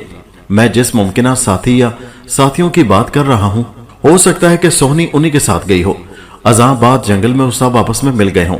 وہ چند لمحے تک متوقف رہنے کے بعد بولا، خوشیہ نے 6 ڈاکوؤں کو دیکھا اور تھانے کے عملے نے بھی 6 حملہ آور ڈاکوؤں ہی کا دیدار کیا، اس لیے بھی ذہن 7ویں 8ویں کی طرف نہیں جا رہا۔ اگر خوشیہ کی بیٹی سوہنی واقعی ڈاکوؤں کے پاس ہے تو پھر ممکنہ 7ویں 8ویں ڈاکو کے بارے میں اپنی سوچ میں گنجائش پیدا کرنا ہوگی۔ حوالدار کا تجزیہ بہت جاندار اور حالات کے عین مطابق تھا۔ میں نے اس کی تائید کی اور کہا، ہمیں بہت زیادہ ہوشیار رہنے کی ضرورت ہے۔ مجھے امید ہے ایس پی صاحب میری درخواست پر غور کرتے ہوئے ہمیں مزید نفری مہیا کر دیں گے۔ فوری طور پر ہمیں 2 ہوشیار قسم کے کانسٹیبلز کو خوشیہ کے گھر کی نگرانی پر مامور کرنا ہوگا، اور وہ بھی سادہ لباس میں۔ تو میری بات سمجھ رہے ہو نا؟ میں نے جملہ ختم کر کے سوالیہ نگاہ سے حوالدار کو دیکھا۔ وہ اس بات میں ساری لاتے بولا، میرا خیال ہے آپ نے بھی ڈاکوؤں کے وعدے والی بات پر یقین کر لیا ہے۔ اس کے لہجے میں حیرت کے ساتھ بے یقینی بھی شامل تھی۔ میں نے زیر لب مسکراتے ہوئے کہا، کیا تم مجھے ایسی سطحی سوچ رکھنے والا تھانے دار سمجھتے ہو؟ وہ قطعیت سے بولا، نہیں جناب، میں آپ کو بالکل ایسا نہیں سمجھتا۔ اسی لیے تو مجھے حیرت ہو رہی ہے، کیونکہ خوشیہ کے گھر کی نگرانی سے تو یہی ظاہر ہوتا ہے کہ جب ڈاکو حسب وعدہ آج شام کو سوہنی کو چھوڑنے آئے تو انہیں قابو کر لیا جائے یا ان کا تعاقب کر کے ان کے ٹھکانے کا پتہ لگایا جائے۔ مجھے یقین نہیں آ رہا، اسی لیے پوچھ رہا ہوں کہ کیا آپ نے اس بات کا یقین کر لیا ہے؟ اگرچہ حوالدار نے خاصی گھما پھرا کر بات کی تھی، تاہم میں اس کا مقصد اور مطلب سمجھ گیا تھا۔ میں نے چند لمحے خاموش رہنے کے بعد کہا، فرزند علی، सच्ची बात तो यह है कि मुझे डाकुओं के वादे का 1% भी यकीन नहीं, लेकिन वाकयात के इस पहलू को मैं सिरे से नजरअंदाज भी नहीं कर सकता। एक बात सामने आई है तो उसे अहमियत जरूर देना चाहिए, चाहे कम ही सही। चुनाचे मैंने बात अधूरी छोड़कर जरा तवक्कुफ किया, फिर मजीद कहा, मैं 1 और 99% के हिसाब से चल रहा हूँ। मेरे नजदीक यानी मेरी तफ्तीश के नजदीक 1% इम्कान इस बात का है कि डाकुओं का कोई साथी अपने वादे के मुताबिक सोहनी को पहुंचाने खुशिया के घर आएगा, और 99% मैं ये सोचकर 2 कांस्टेबल्स को खुशिया के घर की निगरानी पर मामूर कर रहा हूं कि मुमकिन है इस दौरान में खुशिया या उसकी बीवी से कोई ऐसी हरकत सरजद हो जाए जो हमारे लिए बंद राहों को खोल दे। मैंने जरा वक्फा करके हवालदार के चेहरे पर तासुरात का जायजा लिया और इजाफा करते हुए कहा, मैंने आंखें बंद करके खुशिया की बात का 100% यकीन नहीं किया। फरजंद अली, पुलिस डिपार्टमेंट में पहला सबक यही दिया जाता है कि जो शय जैसी नजर आ रही है उसे वैसा ना समझा जाए, बल्कि उस पर शक किया जाए कि उसके पीछे कुछ और छुपा हुआ है। बाज औकात हमें अपनी जात पर भी शक करना पड़ता है। हवालदार ने जोशीले लहजे में कहा, यह शक तो बड़े काम की चीज है मलिक साहब। मैंने ताइदी अंदाज में सर हिला दिया और कहा, हाँ, अगर इसका इस्तेमाल अक्लमंदी से किया जाए तो, वरना यही शक तबाही और बर्बादी का पेश खैमा साबित होता है। शक को सिर्फ पेट्रोल के तौर पर इस्तेमाल करना चाहिए। इसको माचिस दिखाते वक्त मुस्बत सोच को जहन में बसाए रखना अज हद जरूरी है। यह ठीक है, तफ्तीश की गाड़ी शक के ईंधन से आगे बढ़ती है, लेकिन मनफी सोच के साथ अगर इस ईंधन को इस्तेमाल किया जाए तो इंजन में आग भी लग सकती है। हम इसी किस्म की बातें करते हुए लगभग 2 बजे दोपहर थाने पहुंच गए। खाने का वक्त गुजर चुका था, लेकिन कोई खास भूख महसूस नहीं हो रही थी। इसका सबब वो खातिर मदारत था जो खुशिया के घर में बख्त भरी ने हमारी की थी। उसी शाम को खोजी वजीर अली कांस्टेबल के साथ वापस आ गया। उसके चेहरे से दबा दबा जोश जाहिर हो रहा था। मैंने पहली फुर्सत में उसे अपने कमरे में बुला लिया। एक बात का जिक्र करना मैं भूल गया कि थाने पहुंचते ही मैंने 2 सादा लिबास कांस्टेबल्स को खुशिया के घर की निगरानी के लिए रवाना कर दिया था। इस सिलसिले में मैंने उन्हें खुसूसी हिदायत भी दी थी। वो दोनों अहलकार मेरे आजमाए हुए थे। खोजी कुर्सी पर बैठ चुका तो मैंने ठहरे हुए लहजे में कहा, वजीर अली, तुम्हारा चेहरा मुझे बता रहा है कि तुमने कोई बड़ी कामयाबी हासिल कर ली है। वो मोहतात लहजे में गोया हुआ, आप इसे जुज़वी कामयाबी कह सकते हैं। मैंने ये सुराग लगा लिया है कि डाकू किस तरफ से आए थे। उसका इंकशाफ चौंका देने वाला था। मैंने पूछा, तो फिर क्या नतीजा सामने आया है? वो ठोस लहजे में बोला, जनाब, डाकुओं का वो जत्था जंगल की तरफ ही से आया था। मैं उछल पड़ा, ये तुम क्या कह रहे हो वजीर अली? उसने कहा, मैंने वही कहा है जो मेरा इल्म हुनर मुझे बता रहा है। मैंने कहा, लेकिन जंगल तो मशरिक की जानिब है, जबकि बस्ती मगरबी समत में वाक़ है। वो संजीदा लहजे में बोला, आप बिल्कुल ठीक फरमा रहे हैं सरकार, जंगल और बस्ती उन्हीं समतों में वाक़ हैं, लेकिन मैं भी गलत नहीं कह रहा। मैंने डाकुओं का खुरा उठाने में कोई कोताही नहीं बरती। मैंने कदरे सख्त लहजे में कहा, तुम अपनी बात की वजाहत करो। उसने मेरे हुक्म के जवाब में बताया, जनाब, बात दरअसल ये है कि डाकुओं ने अच्छी खासी ड्रामाबाजी से काम लिया है। पता नहीं उनकी एहतियात किस वजह से थी। बहरहाल वो थोड़ी देर रुककर दोबारा गोया हुआ। 6 डाकुओं का वो दस्ता जंगल से जुनूब मगरब की समत सफर करते हुए बस्ती तक पहुंचा था। इस कवी सफर के दौरान में वो फरीदपुर के नजदीक से गुजरे हैं, जो हमारे थाने के जुनूब में वाक़ है। अगर जंगल से सीधा सीधा रसूल नगर बस्ती की जानिब सफर किया जाए तो रास्ते में हमारा थाना आएगा और ये फासला ज्यादा से ज्यादा 1 मील होगा, जबकि डाकुओं ने जिस गोलाई में सफर किया है, इस सूरत में उन्हें लगभग 3 मील का फासला तय करना पड़ा है। वो जंगल से रसूल नगर पहुंचे, फिर खुशिया के घर में कयाम किया। इसके बाद थाने पर यलगार की और वापस जंगल की तरफ पलट गए। खुरा तो यही कहानी सुना रहा है जनाब। अगर आपका हुक्म होगा तो मैं सुबह जंगल में मजीद खुरा उठाने के लिए आ जाऊंगा। रात के वक्त अंधेरे में यह काम मुमकिन नहीं होगा। खोजी अपनी तजुर्बाती रिपोर्ट पेश कर चुका तो मैं गहरी सोच में डूब गया। मैं उसकी फनकाराना सलाहियतों को चैलेंज नहीं कर सकता था। अगर वो कह रहा था तो फिर यकीनन डाकुओं ने यही रूट इख्तियार किया होगा, लेकिन उलझन का बायस ये बात थी कि उन्होंने ये नाटक क्यों रचाया। दोस्तों, कहानी के बीच में हम आपसे एक बार फिर ये गुजारिश करना चाहते हैं कि आपने अगर इस चैनल को सब्सक्राइब नहीं किया तो नीचे सुर्ख रंग के बटन को दबाकर चैनल को सब्सक्राइब कर लें, ताकि हमारी अगली वीडियोस का नोटिफिकेशन भी आपको मिल सके। उम्मीद है आप ये कहानी जरूर एंजॉय कर रहे हैं। अब आगे सुनिए। खोजी अपनी तजुर्बाती रिपोर्ट पेश कर चुका तो मैं गहरी सोच में डूब गया। मैं उसकी फनकाराना सलाहियतों को चैलेंज नहीं कर सकता था। अगर वो कह रहा था तो फिर यकीनन डाकू ने यही रूट इख्तियार किया होगा, लेकिन उलझन का बायस ये बात थी कि उन्होंने ये नाटक क्यों रचाया। ये काम वो सीधे सीधे जंगल से थाने पहुंचकर भी कर सकते थे। एक लंबा रास्ता तय करके वो खुशिया के घर क्यों पहुंचे? खुशिया के घर में उनका कयाम मेरे हलक से नहीं उतर रहा था और जब भी इसका ख्याल आता मैं उलझन में मुब्तला हो जाता।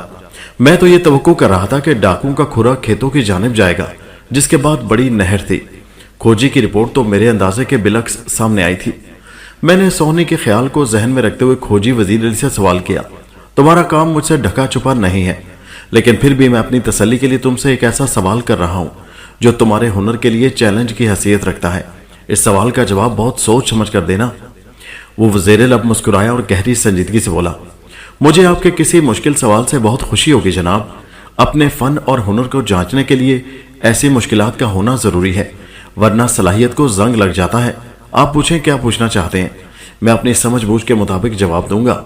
मैंने उसकी आंखों में देखते हुए कहा, वजीर अली, तुमने थाने से जंगल तक, थाने से खुशिया के घर तक और फिर खुशिया के घर से दोबारा जंगल तक डाकुओं का खुरा निकाला है। ये बहुत मुश्किल और मेहनत तलब काम है और मुझे यकीन है तुमने बड़ी जांफशानी से ये मेहनत की है। मैं जरा देर के लिए रुका, फिर बात को आगे बढ़ाते हुए कहा, तुम्हारा कहना यह है कि वो मुसल्ला डाकू 6 घोड़ों पर सवार थे। उनकी तादाद के बारे में तुम हतमी तौर पर कुछ नहीं कह सकते। अलबत्ता खुशिया के घर में तुमने 6 अफराद यानी 6 डाकुओं का खुरा पाया है। इस वक्त मैं तुमसे ये सवाल करना चाहता हूं कि आया इस तलाश के दौरान में किसी मरहले पर तुम्हें ये एहसास हुआ कि घोड़ों की तादाद में कमी बेशी वाक़ हुई है? वो 6 न रहे हों, 7 या 8 होंगे, या फिर घटकर 5 या 4 रह गए हों? वो चंद लम्हे गहरी नजर से मुझे तकता रहा, फिर पुरयकीन लहजे में बोला, नहीं जनाब, घोड़ों की तादाद में कोई कमी बेशी नहीं हुई, वो अव्वल आखिर 6 ही रहे हैं। मैं ये बात पूरे वसूख और दावे से कह सकता हूँ। खोजी के इस दावे ने मुझे बहुत दूर तक सोचने के लिए मजबूर कर दिया। इस इंकशाफ के बाद सोहनी वाला मामला वाकई बहुत टेढ़ा होता नजर आ रहा था। वो किसी तरह इस कहानी में फिट नहीं हो पा रही थी। मैंने इस हवाले से वजीर से सवाल किया, तुमने उन रास्तों में जगह जगह से जो खुरा उठाया है उसमें सब मर्दों के कदमों ही के निशान थे या कहीं औरत का खुरा भी देखने में आया है? उसने चौंक कर मुझे देखा। आप ये बात किस बिना पर पूछ रहे हैं? क्या उन डाकुओं में कोई औरत भी थी? मैंने कहा, तुम्हारे जवाब के बाद मैं तुम्हें असल बात बताऊंगा। इस सवाल को अपने लिए एक और इम्तिहान समझ लो। वो फखर से सीना फुलाकर मुझे देखने लगा। उसकी आंखों की चमक अचानक बेहद बढ़ गई थी। वजीर अली की उम्र 60 से कम नहीं थी, ताहम उसने अपनी सेहत को काफी हद तक संभाल रखा था। खास तौर पर उसके चेहरे की रानाई अभी मांद नहीं पड़ी थी। उसकी आंखों में जहानत की चमक बहुत वाज़ेह तौर पर देखी जा सकती थी। ये चमक तजुर्बे और मुशाहिदे का निचोड़ भी थी। उसने गंभीर आवाज में मुझे मुखातिब करते हुए कहा, मलिक साहब, घोड़ों के सुमों के निशानात को तो एक तरफ रख दें, उनके अलावा तमाम रास्तों में जहां जहां भी इंसानी कदमों का खुरा मिला है उसमें औरत के कदमों का एक भी निशान नहीं पाया गया। वो एक लम्हे को रुका, फिर बात जारी रखते हुए बताने लगा, रास्ते से मेरी मुराद वो मखसूस लाइन है जहां से डाकुओं का गुजर हुआ, वरना आस पास की गुजरगाह पर तो मर्दों, जन और बच्चों, बूढ़ों, हर किस्म के लोगों का खुरा यकीनन होगा। मैंने रास्ते का एक एक चप्पा चेक नहीं किया, बल्कि एक खास समत में अपने फन को आजमाया है। आप मेरी बात समझ रहे हैं ना? खामोश होकर वह सवालिया नजर से मुझे देखने लगा। मैं वाज़ेह तौर पर उसका मतलब समझ गया था। मैंने कहा, मैं खुरे और सुराख के फन से बखूबी वाकिफ हूँ। अगर निशानात का सिलसिला चल निकले तो फिर दाएं बाएं देखना खतरनाक साबित होता है। इस तरह कोई भी कड़ी हाथ से छूट सकती है और खोजी गुमराह होकर कहीं का कहीं निकल जाएगा। वो उस बात में गर्दन हिलाते हुए बोला, अब आप बताएं, आपने किसी औरत के खुरे के बारे में क्यों पूछा था? उसके सवाल के जवाब में मैंने उसे सोहनी वाला वाकया सुना दिया। वो पूरी तवज्जो से मेरी बात सुनता रहा, फिर नफी में सर हिलाते हुए बोला, यह वाकया डाकुओं वाली कहानी से कहीं लगा नहीं खाता। मुझे यकीन है सोहनी को डाकुओं ने या तो अपने गिरोह से अलग रखा होगा या फिर वो सिरे से अगवा ही नहीं हुई होगी। खोजी वजीर अली की बात के दूसरे हिस्से में बहुत ज्यादा उलझन थी। अगर सोहनी को डाकू अपने साथ नहीं ले गए थे तो फिर खुशिया को यह बयान देने की जरूरत क्या थी? ज्यादा इम्कान इसी बात का था कि डाकुओं ने सोहनी को खुद से अलग रखा होगा, अगरचे इस इम्कान में भी कबाहत का सामान मौजूद था।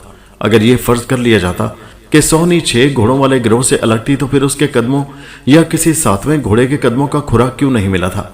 यह सवाल बड़ा सनसनीखेज और गौर तलब था, और तमाम तर सूरत हालात का बारीकबीनी से जायजा लिया जाता तो जहन एक इम्कानी नुक्ते पर आकर ठहर जाता, और वो नुक्ता यह था कि ऐन मुमकिन है सोहनी को बस्ती से बाहर कहीं ले जाया ही ना गया हो, बल्कि रसूल नगर ही के किसी घर में छुपा दिया गया हो। इस इम्कान को डाकुओं के वादे से भी तकवीयत मिलती थी। खुशिया के मुताबिक डाकू ने उससे वादा किया था कि अगर उसने इस सिलसिले में अपनी जुबान बंद रखी तो वह आज का सूरज डूबने से पहले सोहनी को वापस उसके घर पहुंचा देंगे। یہ اسی صورت ممکن تھا کہ سونی رسول نگر ہی میں یا اس کے آس پاس کہیں موجود ہو۔ اس دن کا سورج غروب ہو چکا تھا۔ میں نے رسول نگر پر معمور دونوں جوانوں کو سختی سے تاکید کر رکھی تھی کہ وہ اندھیرا ہوتے ہی چوکنا ہو جائیں اور خوشیہ کے گھر کے گرد و نواح میں چھوٹی سے چھوٹی نقل و حمل پر بھی گہری توجہ رکھیں۔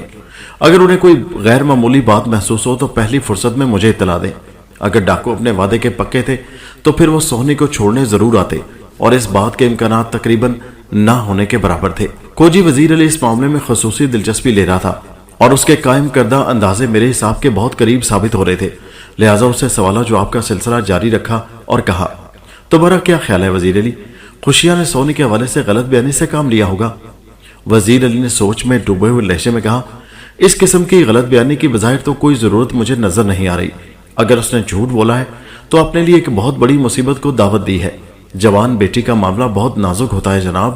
میں نے تائیدی انداز میں سر ہلایا اور کہا، تم ٹھیک کہتے ہو وزیر علی، کہ پھر کیا ایسا ہو سکتا ہے کہ ڈاکو واقعی سونی کو اپنے ساتھ لے گئے ہوں لیکن انہوں نے فی الحال اسے بستی سے باہر نہ نکالا ہو، وہ اس وقت بھی رسول نگر ہی کے کسی گھر میں موجود ہو؟ وہ کھڑے لہجے میں بولا، ہونے کو تو بہت کچھ ہو سکتا ہے جناب۔ ایک لمحے کو خاموش رہنے کے بعد اس نے مزید کہا، اگر ویسی ہی صورتحال ہے جو آپ بیان کر رہے ہیں تو پھر اس کا مطلب یہ ہوا کہ بستی میں ڈاکوؤں کا کوئی ساتھی موجود ہے جس کے پاس انہوں نے سونی کو ٹھہرایا ہوگا۔ میں نے کہا، میں تمہاری بات سے اتفاق کرتا ہوں۔ اگر یہی بات ہے تو بستی کی خانہ تلاشی لی جا سکتی ہے۔ اس بستی میں زیادہ سے زیادہ 100 گھر ہوں گے۔ ہم بہت احتیاط سے یہ کام کر سکتے ہیں۔ اس طرح نہ صرف سونی بازیاب ہو جائے گی بلکہ ڈاکوؤں کے کسی ہمدرد کا بھی سراغ مل جائے گا جو ہمیں ڈاکوؤں تک پہنچانے کا وسیلہ بن سکتا ہے۔ کھوجی گمبھیر لہجے میں بولا، آپ کا کہنا ٹھیک ہے جناب، لیکن میں تھوڑا سا اختلاف کروں گا۔ 100 گھروں کی خانہ تلاشی کوئی معمولی کام نہیں۔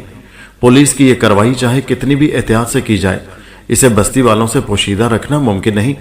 اس طرح ڈاکوؤں کا وہ متوقع ساتھی یا خیر خواہ ہوشیار ہو سکتا ہے اور ہماری بے خبری میں کوئی ایسی چال چل سکتا ہے کہ ہم سونی کا نشان کھو بیٹھے۔ میں کھوجی کے زاویے کو اچھی طرح سمجھ رہا تھا۔ میں نے کہا، تمہاری بات میں وزن ہے وزیر علی، اس کام کے لیے ہمیں مخبر سے کام لینا ہوگا۔ وہ چپ چاپ بستی میں کارروائی کرتا رہے، اس طرح وہ یہ معلوم کرنے میں کامیاب ہو جائے گا کہ اس بستی میں کون ایسا شخص ہو سکتا ہے جسے ڈاکو یا جرائم پیشہ افراد سے ہمدردی ہو، پھر اس شخص کے گھر کو چیک کیا جا سکتا ہے۔ ایک لمحے کو توقف کر کے میں نے مزید کہا، اس کے ساتھ ہی ہمیں بستی سے باہر جانے والے راستوں کی کڑی نگرانی بھی کروانا چاہیے تاکہ اگر سونی کو بستی سے کہیں اور منتقل کیا جائے تو فوراً پکڑ میں آ جائے۔ 2 مستعد جوان تو پہلے ہی خوشیہ کے گھر پر نگاہ رکھے ہوئے ہیں، میں 2-3 افراد کو مزید بڑھا دیتا ہوں۔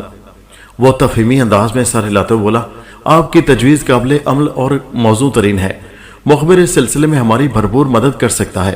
ویسے ایک بات ہے۔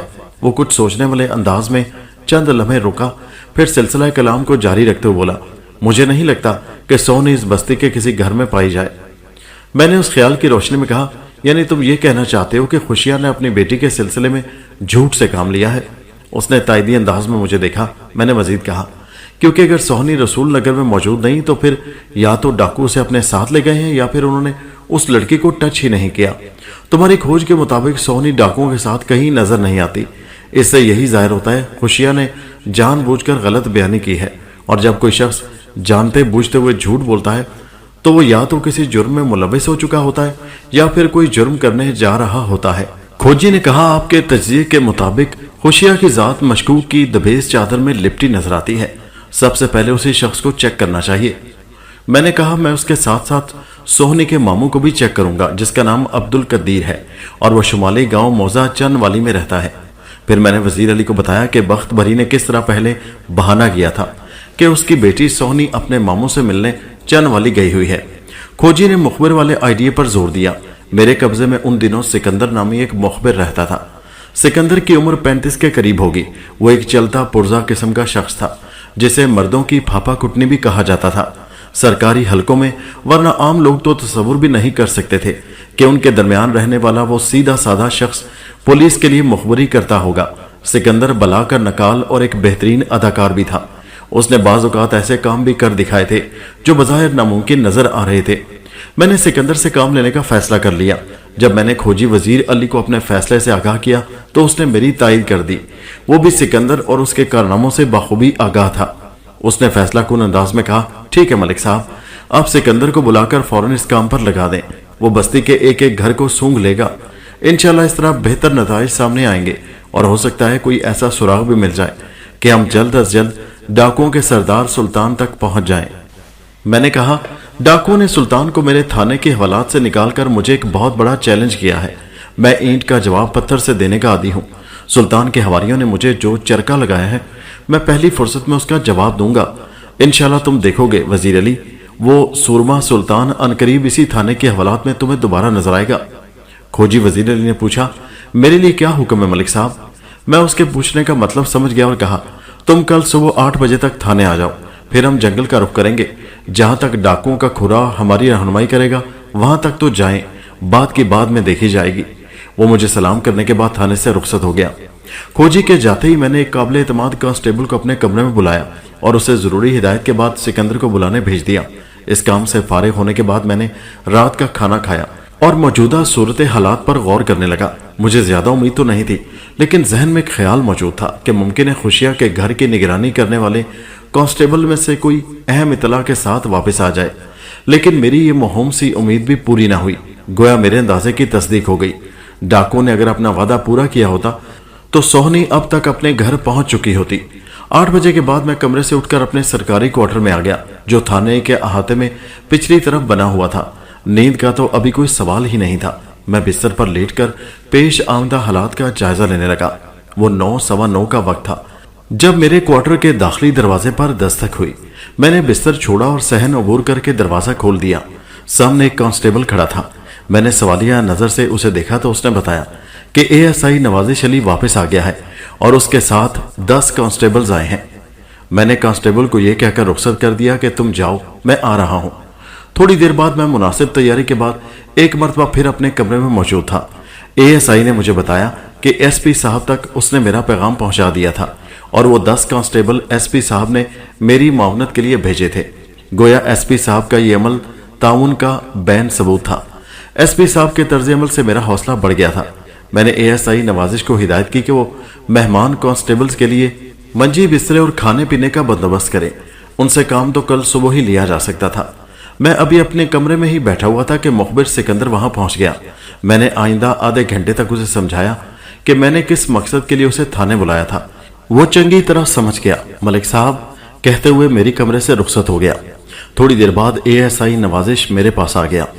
मैंने एक फौरी ख्याल के तहत उससे कहा, टहलकदमी के बारे में क्या ख्याल है? टहलकदमी और इस वक्त? उसने सवालिया नजर से मुझे देखा। मैंने कहा, क्यों, डर लग रहा है? वो जल्दी से बोला, नहीं जनाब, डरने वाली क्या बात है। मैं तो अभी थोड़ी देर पहले एक लंबा सफर करके यहां पहुंचा हूं। मैं तो ना मौसम से खौफजदा हूं और ना ही रात की तारीकी मुझे डरा सकती है। मैंने उठते हुए कहा, तो फिर ठीक है, हम घंटे भर के लिए थाने से बाहर जाएंगे। तुम थके हुए हो तो बता दो, मैं किसी और को साथ ले जाता हूं। वो कंधे उचकाते हुए बोला, थकन अपनी जगह जनाब, आपका हुक्म है तो मैं आपके साथ जरूर जाऊंगा। मैं तुम्हें इसलिए भी अपने साथ ले जाना चाहता हूं कि कल की मसरूफियात में तुम्हारे हिस्से जो काम आएगा उसका इस टहलकदमी से गहरा ताल्लुक है। मैंने कुर्सी छोड़ दी। वो मुझसे पहले ही उठकर खड़ा हो चुका था। उसने मुतदल अंदाज में पूछा, मलिक साहब जाना कहाँ है?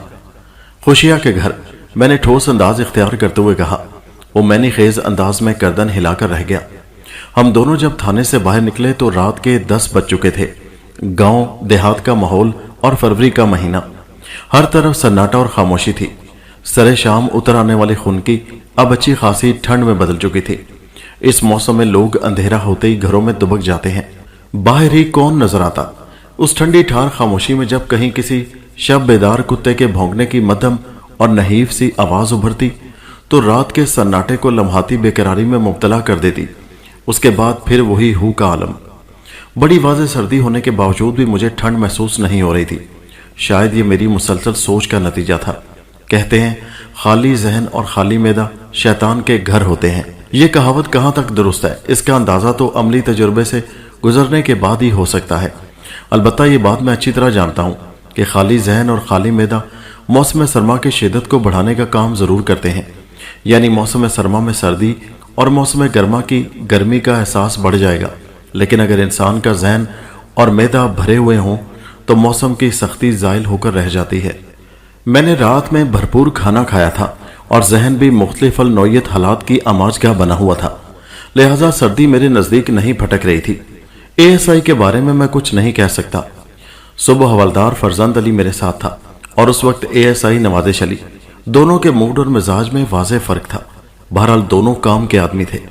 ہم خوشیہ کے گھر پہنچ گئے. دستک کے جواب میں جلدی دروازہ کھل گیا اور اگلے ہی لمحے ہم دونوں خوشیہ کے کمرے میں اس کے سامنے کی چارپائی پر بیٹھے تھے. میں نے خشک لہجے میں اس سے پوچھا، خوشیہ، گھر میں تمہاری بیٹی سوہنی نظر نہیں آ رہی؟ کیا ڈاکوؤں نے اپنا وعدہ پورا نہیں کیا؟ خوشیہ نے کہا، جناب میں تو پہلے ہی مرا ہوا ہوں، اوپر سے آپ الفاظ کے کوڑے برسا رہے ہیں. وہ شکستہ لہجے میں بولا، ابھی تک تو سوہنی واپس نہیں آئی. پتہ نہیں ان نامرادوں نے اس کے ساتھ کیا کیا ہے. مجھے اس کی بے بسی پر ترس تو آیا، لیکن میرا دل پوری طرح پسیج نہ سکا کیونکہ وہ بھی مشکوک افراد کی فہرست میں شامل تھا. میں نے معتدل لہجے میں کہا، خوشیہ، مجھے تو پہلے ہی امید نہیں تھی کہ تمہاری بیٹی واپس آ سکے گی. بہرحال اب تم نے کیا فیصلہ کیا ہے؟ فیصلہ؟ اس نے چونک کر الجھن زدہ نظر سے مجھے دیکھا. میں نے کہا، میں تمہیں ایک موقع دے رہا ہوں. اگر اب تک تم نے مجھے کوئی بات غلط بتائی ہے تو اس کا اعتراف کر لو، میں تمہیں معاف کر دوں گا. اس نے کہا، جناب میں نے آپ سے کوئی جھوٹ نہیں بولا. وہ گگیایا. میں نے اس کی گگیاہٹ کو نظر انداز کرتے ہوئے کہا، خاص طور پر مسلح ڈاکو اور اپنی بیٹی سوہنی کے بارے میں تم نے جو بیان دیا ہے اس میں کوئی گڑبڑ تو موجود نہیں؟ وہ سراسیمہ نظر سے مجھے دیکھتے ہوئے بولا، نہیں جناب. میں اس کی لکنت کو واضح معنی نہ پہنا سکا. وہ ایک تھانے دار سے گفتگو کا خوف ہو سکتا تھا، حالات کی سنگینی کا اثر بھی ہو سکتا تھا، اور دروغ گوئی یعنی جھوٹ کے نتیجے میں پیدا ہونے والا ہراس بھی ہو سکتا تھا. میں نے کڑے لہجے میں پوچھا، تمہارا سالہ عبدالقدیر چن والی میں کس جگہ رہتا ہے؟ وہ حیرت بھرے انداز میں مجھے تکنے لگا اور بولا، آپ کو عبدالقدیر سے کیا کام ہے؟ میں نے لہجے کی سختی کو برقرار رکھتے ہوئے کہا، تم سوال نہیں کرو، میں جو کچھ پوچھ رہا ہوں اس کا جواب دو. ایک لمحے کے توقف کے بعد میں نے اس کی آنکھوں میں دیکھتے ہوئے پوچھا، خوشیہ، تمہاری بیٹی سوہنی کا ماموں عبدالقدیر چن والی میں کہاں رہتا ہے اور وہ کام کیا کرتا ہے؟ بخت بھری بھی تھوڑی دیر پہلے وہاں آ کر بیٹھ گئی تھی. خوشیہ کے بولنے سے پہلے اس نے میری طرف دیکھتے ہوئے کہا، شاید آپ بھائی قدیر کے بارے میں اس لیے پوچھ رہے ہیں کہ آپ کو شک ہے کہیں ہم نے واقعی سوہنی کو چن والی تو نہیں بھیج دیا. بخت بھری نے میرے پوچھنے کا مطمئن نظر اس لیے بھی جان لیا تھا کہ اسی کی زبانی دن میں مجھے پتا چلا تھا سوہنی اپنے ماموں کے پاس چن والی گئی ہوئی ہے. ازاں بعد دونوں میاں بیوی نے اس کی تردید کی تھی اور سوہنی کو ڈاکو کے ساتھ نتھی کر دیا تھا. میں نے بخت بھری کو گھورا اور سخت لہجے میں کہا، میں کیا پوچھ رہا ہوں اور کیوں پوچھ رہا ہوں اس فکر میں تمہیں مبتلا ہونے کی ضرورت نہیں. صرف میرے سوال کا جواب دو. خواہ مخواہ کے اندازے قائم کر کے میرا اور اپنا وقت برباد نہ کرو. ان دونوں نے جواب دینے سے پہلے میں نے خیز انداز میں ایک دوسرے کو دیکھا اور بیک زبان ہو کر بولے، ہم نے سوہنی اور ڈاکوؤں کے سلسلے میں آپ سے کوئی جھوٹ نہیں بولا. میں نے کہا، اگر بعد میں تم لوگوں کا کوئی جھوٹ میری پکڑ میں آیا تو میں تمہاری ضعیفی کی بھی پرواہ نہیں کروں گا. میں نے پھنکار کر کہا، تمہیں اندازہ نہیں پولیس کی تفتیش کتنی کڑی اور پیچیدہ ہوتی ہے. انہوں نے ایک مرتبہ پھر نگاہوں کا تبادلہ کیا، پھر سراسیمہ نظروں سے مجھے تکنے لگے. اس کے بعد میرے پوچھنے پر خوشیہ نے بتایا کہ عبدالقدیر چن والی میں ذمہ داری کرتا ہے. ازیں علاوہ اس کے گھر کا محلے وقوع بھی مجھے تفصیلاً بتا دیا. میں نے وہ ساری معلومات ذہن نشین کر لیں اور وہاں سے اٹھنے سے پہلے بڑے واضح الفاظ میں کہا، خوشیہ، تم کل صبح تھانے آ کر اپنی بیٹی کے اغوا کی رپورٹ درج کروا دینا. اگر میں تھانے میں نہ ملوں تو اس سے کوئی فرق نہیں پڑتا، رپورٹ تمہیں ہر حال میں لکھوانا ہوگی. اور میں نے جملہ ادھورا چھوڑ کر ذرا توقف کیا، پھر کہا، تم میری اجازت کے بغیر رسول نگر سے باہر قدم بھی نہیں نکالو گے، کم از کم اس وقت تک جب تک ڈاکوؤں کی گرفتاری عمل میں نہیں آتی یا پھر تمہاری بیٹی بازیاب نہیں ہو جاتی. میری بات تمہاری سمجھ میں آ رہی ہے نا؟ خوشیہ اس بات میں گردن ہلانے لگا. بخت بھری نے کہا، تھانے دار صاحب، ایک تو ہم پہلے ہی مصیبت میں گرفتار ہیں، اوپر سے ساری پابندیاں بھی ہمارے لیے. میں نے اسے ٹالنے کے لیے تسلی امیز لہجے میں کہا، میں یہ پابندی تم لوگوں ہی کے بھلے کے لیے لگا رہا ہوں. ڈاکوؤں کی جانب سے آپ کی جان کو بھی خطرہ ہو سکتا ہے. میں تم دونوں کی حفاظت کے خیال سے اس قسم کی ہدایات دے رہا ہوں. وہ قدرے مطمئن ہو گئی. خوشیہ نے پوچھا، تھانے دار صاحب، آپ سوہنی کی تلاش کے سلسلے میں کیا کر رہے ہیں؟ بہت کچھ. میں نے گول مول جواب دینے پر اکتفا کیا.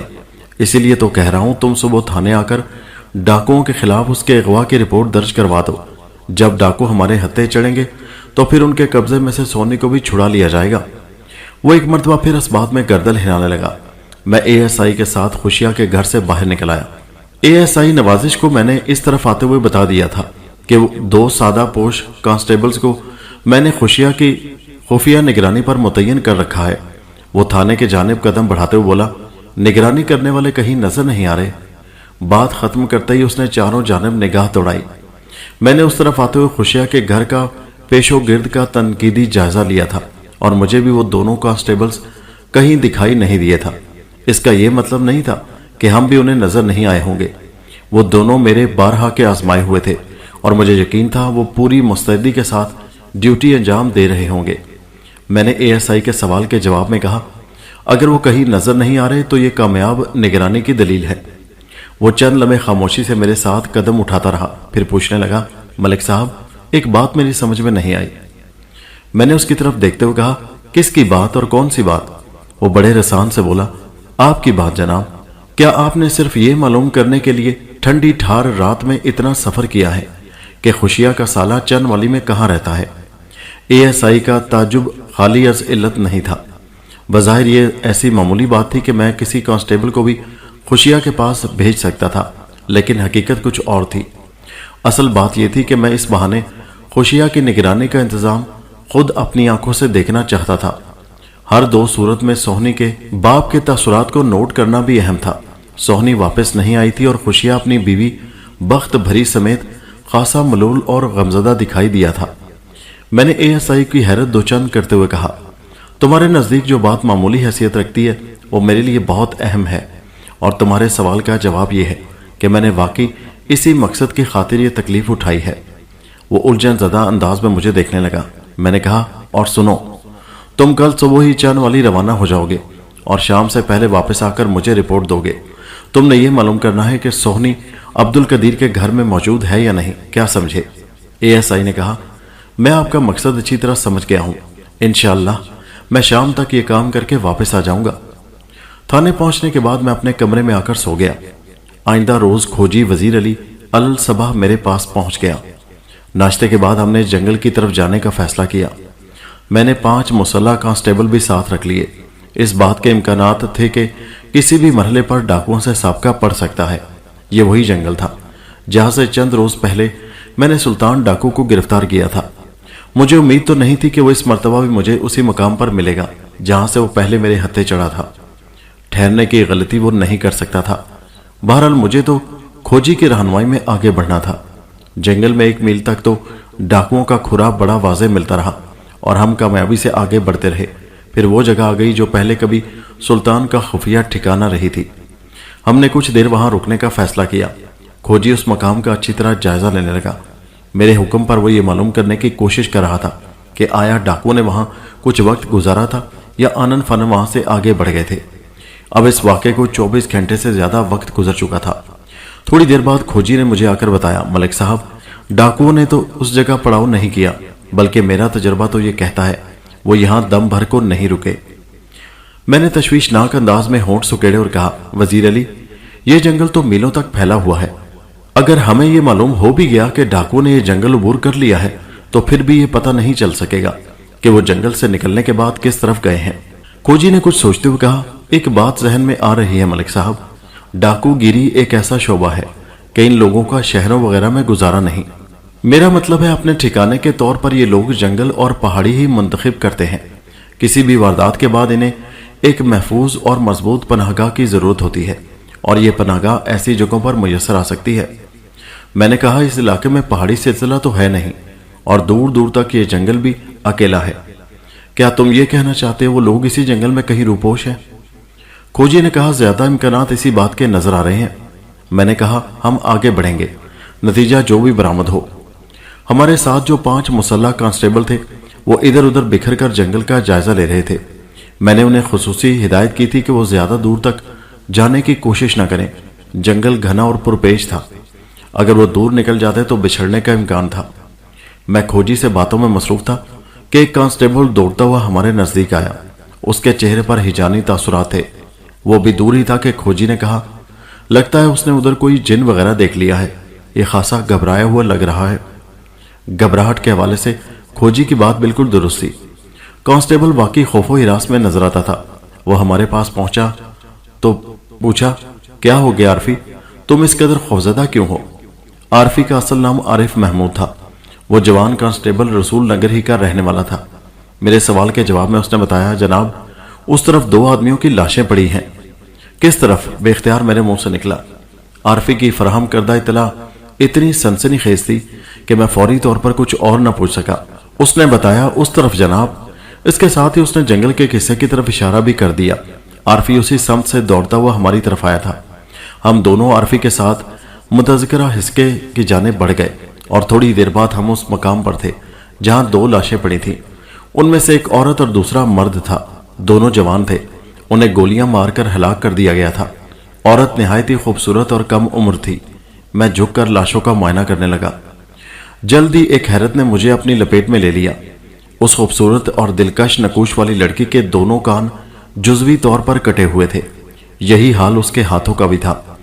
دونوں ہاتھوں کی 3-4 انگلیاں کٹی ہوئی تھیں۔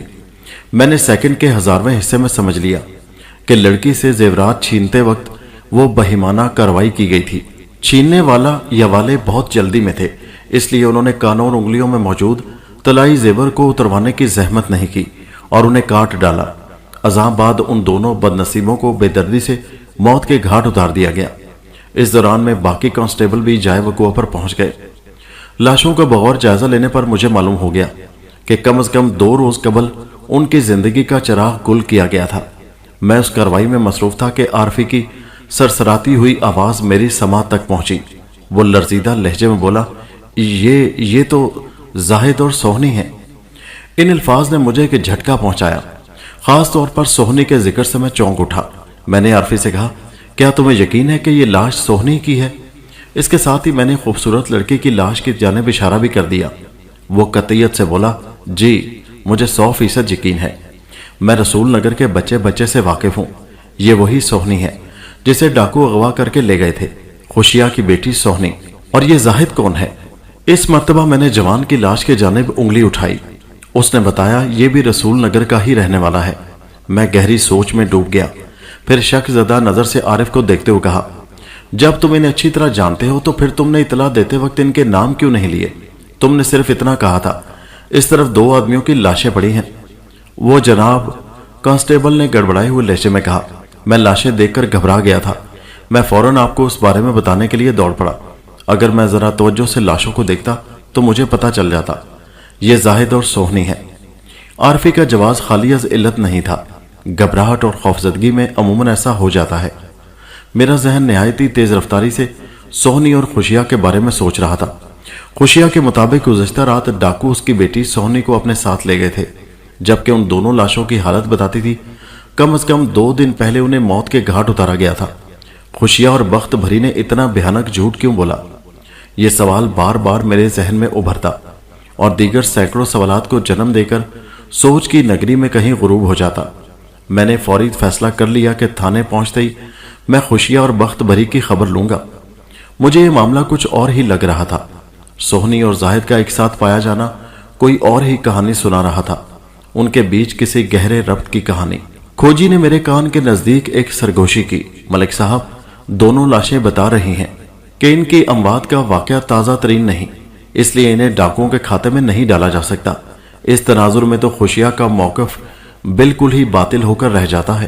میں نے کہا، میں بھی اسی انداز میں سوچ رہا ہوں، لیکن یہ بات ابھی وثوق سے نہیں کہی جا سکتی کہ ان کے ساتھ جو کچھ بھی ہوا ہے وہ کس کا کارنامہ ہے۔ بہرحال ڈاکوؤں کو سرے سے بری الذمہ بھی نہیں سمجھا جا سکتا۔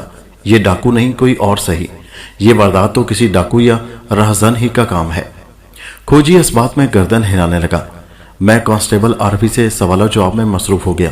اس نے مجھے بتایا کہ زاہد نامی وہ جوان رسول نگر کے ایک غریب گھر سے تعلق رکھتا تھا اور نزدیکی شہر میں کوئی نوکری وغیرہ کرتا تھا۔ میں نے اپنے شک کی تصدیق کے لیے اس سے پوچھا کہ آیا وہ زاہد اور سوہنی کے درمیان پھیلنے والے کسی معاملے سے واقف ہے؟ اس نے اپنی لاعلمی کا اظہار کرتے ہوئے کہا کہ اسے ایسے کسی معاملے کی خبر نہیں۔ دیگر 4 کانسٹیبلز سوہنی اور زاہد کو نہیں جانتے تھے۔ 2 اکڑی لاشوں کی دریافت ایسا معاملہ تھا کہ اسے نظر انداز کر کے آگے نہیں بڑھا جا سکتا تھا۔ میں نے کھوجی وزیر علی سے کہا، تم 3 کانسٹیبلز کو ساتھ رکھو اور ڈاکوں کا کھرا اٹھاتے جاؤ، میں لاشوں کو تھانے پہنچانے کا بندوبست کرتا ہوں۔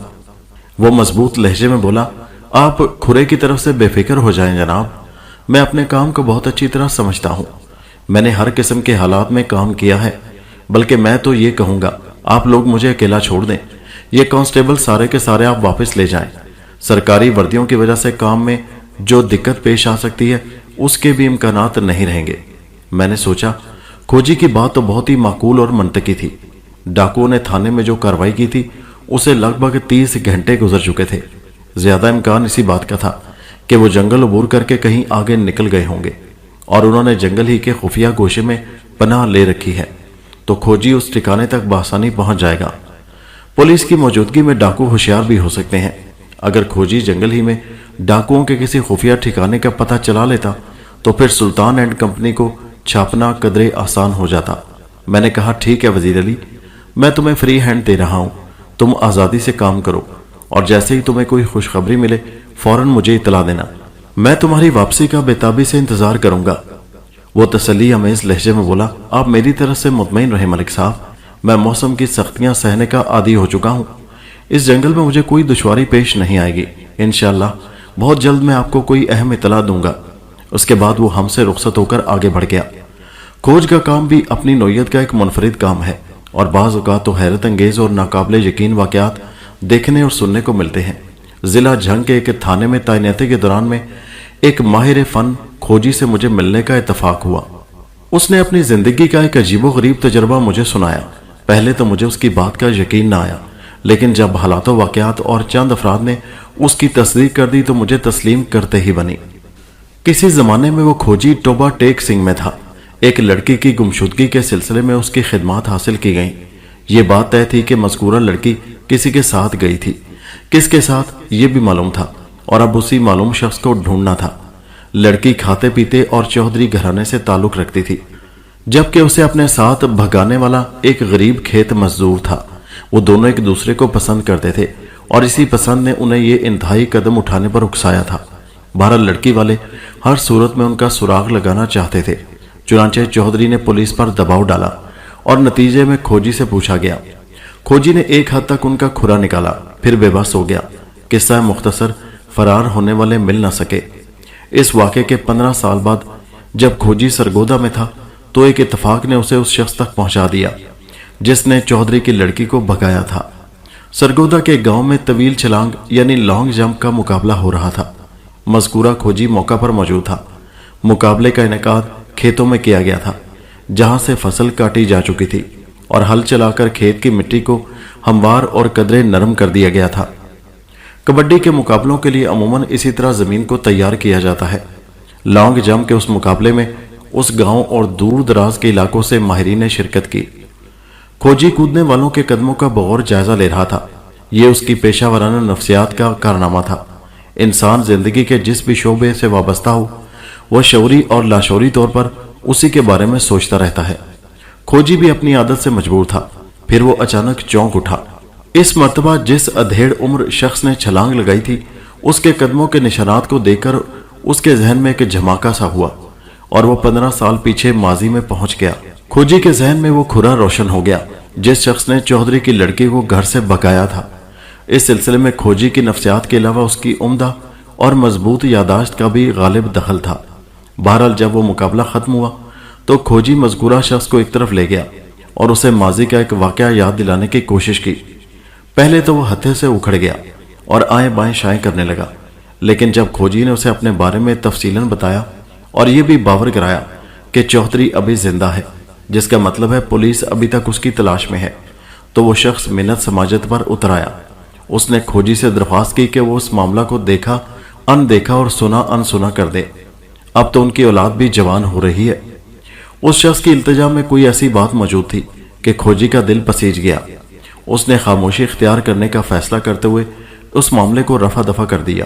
ان دونوں نے گھر سے بھاگ کر باقاعدہ شادی کی تھی اور اس وقت ان کی اولاد جوان ہو رہی تھی۔ اس موقع پر انہیں کسی آزمائشی مرحلے میں ڈالنا واقعی ان کے ساتھ زیادتی ہوتی۔ ان کا جرم اتنا سنگین نہیں تھا جس کی سزا اولاد کو بھگتنا پڑتی۔ میں زاہد اور سوہنی کی لاشوں کے ساتھ جب تھانے پہنچا تو دوپہر ڈھل رہی تھی۔ فوری طور پر میں نے اپنے بندوں کو زاہد اور سوہنی کے لواحقین کی طرف دوڑایا۔ ان دونوں کا تعلق چونکہ ایک ہی بستی سے تھا اور کانسٹیبل عارفی بھی وہیں کا رہنے والا تھا، اس لیے میں نے اسے بھی ساتھ بھیج دیا۔ آدھے گھنٹے بعد زاہد کی ماں روتی دھوتی تھانے پہنچی۔ اسے بیٹے کے انجام کی خبر ہو گئی تھی۔ میں نے فوراً اسے اپنے کمرے میں بلا لیا۔ بلقیس بی بی کی عمر 45 کے قریب تھی۔ وہ ایک عام سی دیہاتن تھی۔ اس وقت بہت غمزدہ نظر آ رہی تھی۔ تھانے دار صاحب، وہ گلوگیر آواز میں بولی، میرے بیٹے کو کس ظالم نے مارا ہے؟ میں ایک ماں کے جذبات کو اچھی طرح محسوس کر رہا تھا، وہ ماں جس کا جوان بیٹا دنیا سے اٹھ گیا ہو۔ میں نے قدرے نرم لہجے میں کہا، بلقیس بی بی، مجھے تمہارے بیٹے زاہد کی موت کا بہت دکھ ہے۔ میں اسے زندہ تو نہیں کر سکتا، لیکن اگر تم نے مجھ سے تعاون کیا تو میں اس کے قاتل یا قاتلوں تک ضرور پہنچ جاؤں گا۔ ایک لمحے کے توقف سے میں نے پوچھا، زاہد کا باپ کہاں ہے؟ تمہارے ساتھ وہ کیوں نہیں آیا؟ رب نواز اگر زندہ ہوتا تو وہی تھانے آتا۔ تھانے دار صاحب، بلقیس بی بی اپنے آنسو پوچھتے ہوئے بولی، 5 سال پہلے اس کا انتقال ہو گیا تھا۔ زاہد کے سوا اس وقت دنیا میں میرا اور کوئی بھی نہیں تھا، اور اب تو وہ بھی نہیں رہا۔ ہائے اللہ، یہ کیسا انصاف ہے! ایک بوڑھی سے اس کا آخری سہارا بھی چھین لیا۔ پھر وہ دوبارہ مجھ سے پوچھنے لگی، آپ ہی بتائیں، کس نامراد نے میرے زاہد کی جان لی ہے؟ وہ تو بہت ہی اچھا لڑکا تھا، کبھی کسی سے اس کا جھگڑا فساد نہیں ہوا۔ یہ جان کر مجھے واقعی افسوس ہوا کہ زاہد اپنی بیوہ ماں کا واحد سہارا تھا۔ میں نے بلقیس بی بی کی حتی الامکان دلجوئی کی اور کہا، ابھی تک تو یہ نہیں معلوم ہو سکا کہ ان دونوں کو کس نے قتل کیا ہے، لیکن ایک بات پورے وثوق سے کہی جا سکتی ہے، اور وہ یہ کہ وہ دونوں خطرناک عزائم لے کر گھر سے نکلے ہوں گے۔ بلقیس نے حیرت سے مجھے دیکھا اور پوچھا، کون دونوں؟ آپ زاہد کے ساتھ اور کس کا ذکر کر رہے ہیں؟ میں سمجھ گیا سوہنی کے بارے میں اسے بھی کچھ معلوم نہیں ہوا تھا۔ میں نے کہا، میں خوشیہ کی بیٹی سوہنی کی بات کر رہا ہوں۔ تمہارے بیٹے زاہد کے ساتھ سوہنی کی لاش بھی ملی ہے۔ موت کے منہ میں پھینکنے سے پہلے سوہنی کے ساتھ بڑا وحشیانہ سلوک کیا گیا ہے۔ پھر میں نے اسے سوہنی کو پیش آنے والے حالات کی متوقع تفصیل بتا دی۔ اوہ! وہ چوکنا نظر سے مجھے دیکھتی بولی، تو یہ کام بھی ہو گیا؟ کون سا کام بلقیس بی بی؟ میں نے تیز لہجے میں پوچھا۔ وہ ایک دم برسوں کی بیمار نظر آنے لگی۔ چند لمحے خاموش بیٹھی کمرے کی چھت کو گھورتی رہی، پھر اس نے بھرائی ہوئی آواز میں بتایا کہ اس کا بیٹا زاہد خوشیہ کی بیٹی سوہنی کو پسند کرتا تھا، لیکن یہ بات خوشیہ کو سخت ناپسند تھی۔ بلقیس نے اپنے بیٹے کو سمجھانے کی کوشش کی کہ وہ اپنے دل سے سوہنی کو نکال دے۔ زاہد نے ماں سے وعدہ کیا تھا کہ وہ سوہنی کو بھول جائے گا، اور اب یہ واقعہ پیش آ گیا تھا۔ بلقیس نے دکھی لہجے میں کہا، تھانے دار صاحب، میرا بیٹا سوہنی کی وجہ سے مارا گیا ہے، اور میرا خیال ہے اس کارروائی میں اسی بدماش کا ہاتھ ہو سکتا ہے۔ میں نے چونک کر پوچھا، کون بدماش؟ وہ نفرت آمیز لہجے میں بولی، وہی خوشیہ، اور کون؟ میں نے سنا ہے وہ کسی زمانے میں بہت بڑا بدماش رہا ہے۔ ضعیفی اور کمزوری نے اس کی کمر توڑ کر رکھ دی ہے، ورنہ وہ 10-15 سال پہلے کسی کو اپنے سامنے کچھ سمجھتا ہی نہیں تھا۔ خوشیہ میرے بیٹے کو سخت ناپسند کرتا تھا۔ خوشیہ کے حوالے سے میرے لیے یہ ایک انکشاف ہی تھا کہ ماضی میں وہ بدماش بھی رہا تھا، ورنہ اس کی موجودہ حالت سے اس بات کا اندازہ نہیں ہوتا تھا۔ جوانی بھی عجیب شے ہے۔ اس دور میں انسان کا ایک اپنا مزاج اور رنگ ڈھنگ ہوتا ہے، وہ کسی چیز کو خاطر میں نہیں لاتا، لیکن جب بڑھاپے کا عصیب بدن میں اترتا ہے تو ساری تن فن غائب ہو جاتی ہے، اور انسان خوشیہ جیسی کیفیت میں پہنچ کر بے بس و لاچار ہو جاتا ہے۔ بلقیس بی بی کا انکشاف اپنی جگہ اہم صحیح، لیکن میں اس کی بات سے اتفاق نہیں کر سکتا تھا۔ میں نے سوہنی کے ہاتھوں اور کانوں کی حالت دیکھی تھی۔ کوئی باپ گھر سے بھاگی ہوئی بیٹی کو اپنے ہاتھوں اتنے دردناک انجام سے دوچار نہیں کرتا۔ وہ یقیناً کسی رہزن یا ڈاکو لٹیرے کا کام تھا۔ زیورات حاصل کرنے کے لیے سوہنی کو بہیمانہ سلوک سے گزارا گیا ہوگا، اور مزاحمت کرنے پر ان دونوں کو موت کے گھاٹ اتار دیا گیا۔ یہ سب امکانی باتیں تھیں۔ اصل حقیقت تو صرف 2 پارٹیوں کو معلوم تھی، نمبر 1 زاہد اور سوہنی۔ وہ دونوں اب کسی بیان کے قابل نہیں رہے تھے۔ نمبر 2 قاتل۔ وہ شخص یا اشخاص میری پہنچ سے فی الحال دور تھے۔ میں نے اپنے سامنے بیٹھی بلقیس بی بی سے کہا، تمہارا خیال درست نہیں، خوشیہ ان دونوں کی موت کا ذمہ دار نہیں ہو سکتا۔ میں تمہیں ابھی ان کی لاشیں دکھاتا ہوں، یہ کارروائی کسی اور شخص کی ہے۔ وہ روحانسی آواز میں بولی، کون ہے وہ جس نے میرے بیٹے کی جان لے لی؟ میں تو اس کے کسی دشمن کو نہیں جانتی سوائے خوشیہ کے۔ آج آ کر اس کی تان خوشیہ پر ٹوٹتی تھی۔ میں نے اپنی آنکھوں سے اگر خوشیہ کو نہ دیکھا ہوتا تو بلقیس کی باتوں کا شاید مجھے یقین آ جاتا۔ 65 برس کا ایک نحیف و نزار بوڑھا اس قسم کی کارروائی نہیں کر سکتا، اور وہ بھی اپنی سگی اکلوتی بیٹی کے ساتھ 1 میل جنگل کے اندر جا کر۔ ویسے خوشیہ میرے نزدیک بالکل پاک صاف نہیں تھا۔ اس کی دروغ گوئی مجھ پر کھل چکی تھی۔ سوہنی اور زاہد کی لاشوں سے اندازہ ہوتا تھا کہ انہیں 2-3 دن پہلے قتل کیا گیا تھا، جبکہ خوشیہ نے مجھے بتایا تھا گزشتہ رات سوہنی کو ڈاکو زبردستی اپنے ساتھ لے گئے تھے۔ اس کا یہ کھلا جھوٹ بلا وجہ نہیں ہو سکتا تھا۔ خیر تھوڑی دیر بعد وہ بھی تھانے پہنچنے والا تھا۔ اب میں اسے کسی روح رعایت کے موڈ میں نہیں تھا، اس مرتبہ اسے سچ بولنا ہی پڑتا۔ میں نے بلقیس سے کہا، میرے خیال میں ان دونوں کی موت میں کسی ڈاکو یا لٹیرے کا ہاتھ ہو سکتا ہے، پتہ نہیں وہ اس گھنے جنگل میں لینے کیا گئے تھے۔ بلقیس واویلا کرتے ہوئے ٹپ ٹپ آنسو بہانے لگی۔ میں نے چند لمحات کے بعد سوال کیا، بلقیس بیوی، میں نے سنا ہے کہ تمہارا بیٹا زاہد شہر میں کام کرتا ہے، کیا وہ ان دنوں بستی آیا ہوا تھا؟ بلقیس نے بتایا، ان دنوں نہیں بلکہ پچھلے دنوں وہ مجھ سے ملنے آیا تھا۔ وہ 15 دن میں ایک مرتبہ بستی کا چکر لگاتا ہے، ابھی 3 روز پہلے ہی تو واپس گیا تھا۔ 3 روز کے ذکر پر میرا ماتھا ٹھنکا۔ لاشیں بھی یہی کہانی سنا رہی تھی کہ وہ 3 دن پرانی ہے۔ اس کا مطلب یہی تھا کہ اس مرتبہ بستی سے شہر کی طرف جاتے ہوئے زاہد سوہنی کو بھی اپنے ساتھ لے گیا تھا، لیکن ان دونوں کا جنگل کی طرف جانا سمجھ میں نہ آنے والی بات تھی۔ شہر جنگل سے بالکل مختلف سمت میں واقع تھا۔ میں نے بلقیس بی بی سے پوچھا، جب سے تمہارا بیٹا شہر گیا ہے، یعنی پچھلے 3 دن سے تم نے بستی میں سوہنی کو دیکھا ہے؟ وہ برا سا منہ بناتے ہوئے بولی، میں خوشیہ اور اس کے گھر والوں کی ٹوہ میں نہیں رہتی۔ میرے لیے یہی اطمینان کی بات تھی کہ زاہد میرے منع کرنے پر اپنی ضد سے باز آ گیا تھا۔ میں نے نیم طنزیہ لہجے میں کہا، لیکن ان دونوں کی لاشوں کا ایک ہی مقام سے دریافت ہونا یہ کہانی سنا رہا ہے کہ تمہارا بیٹا ضد سے باز نہیں آیا تھا۔ وہ بے پرواہی سے بولی، اللہ ہی بہتر جانتا ہے۔ زاہد اس بدبخت سوہنی کے ساتھ جنگل میں کیا کر رہا تھا؟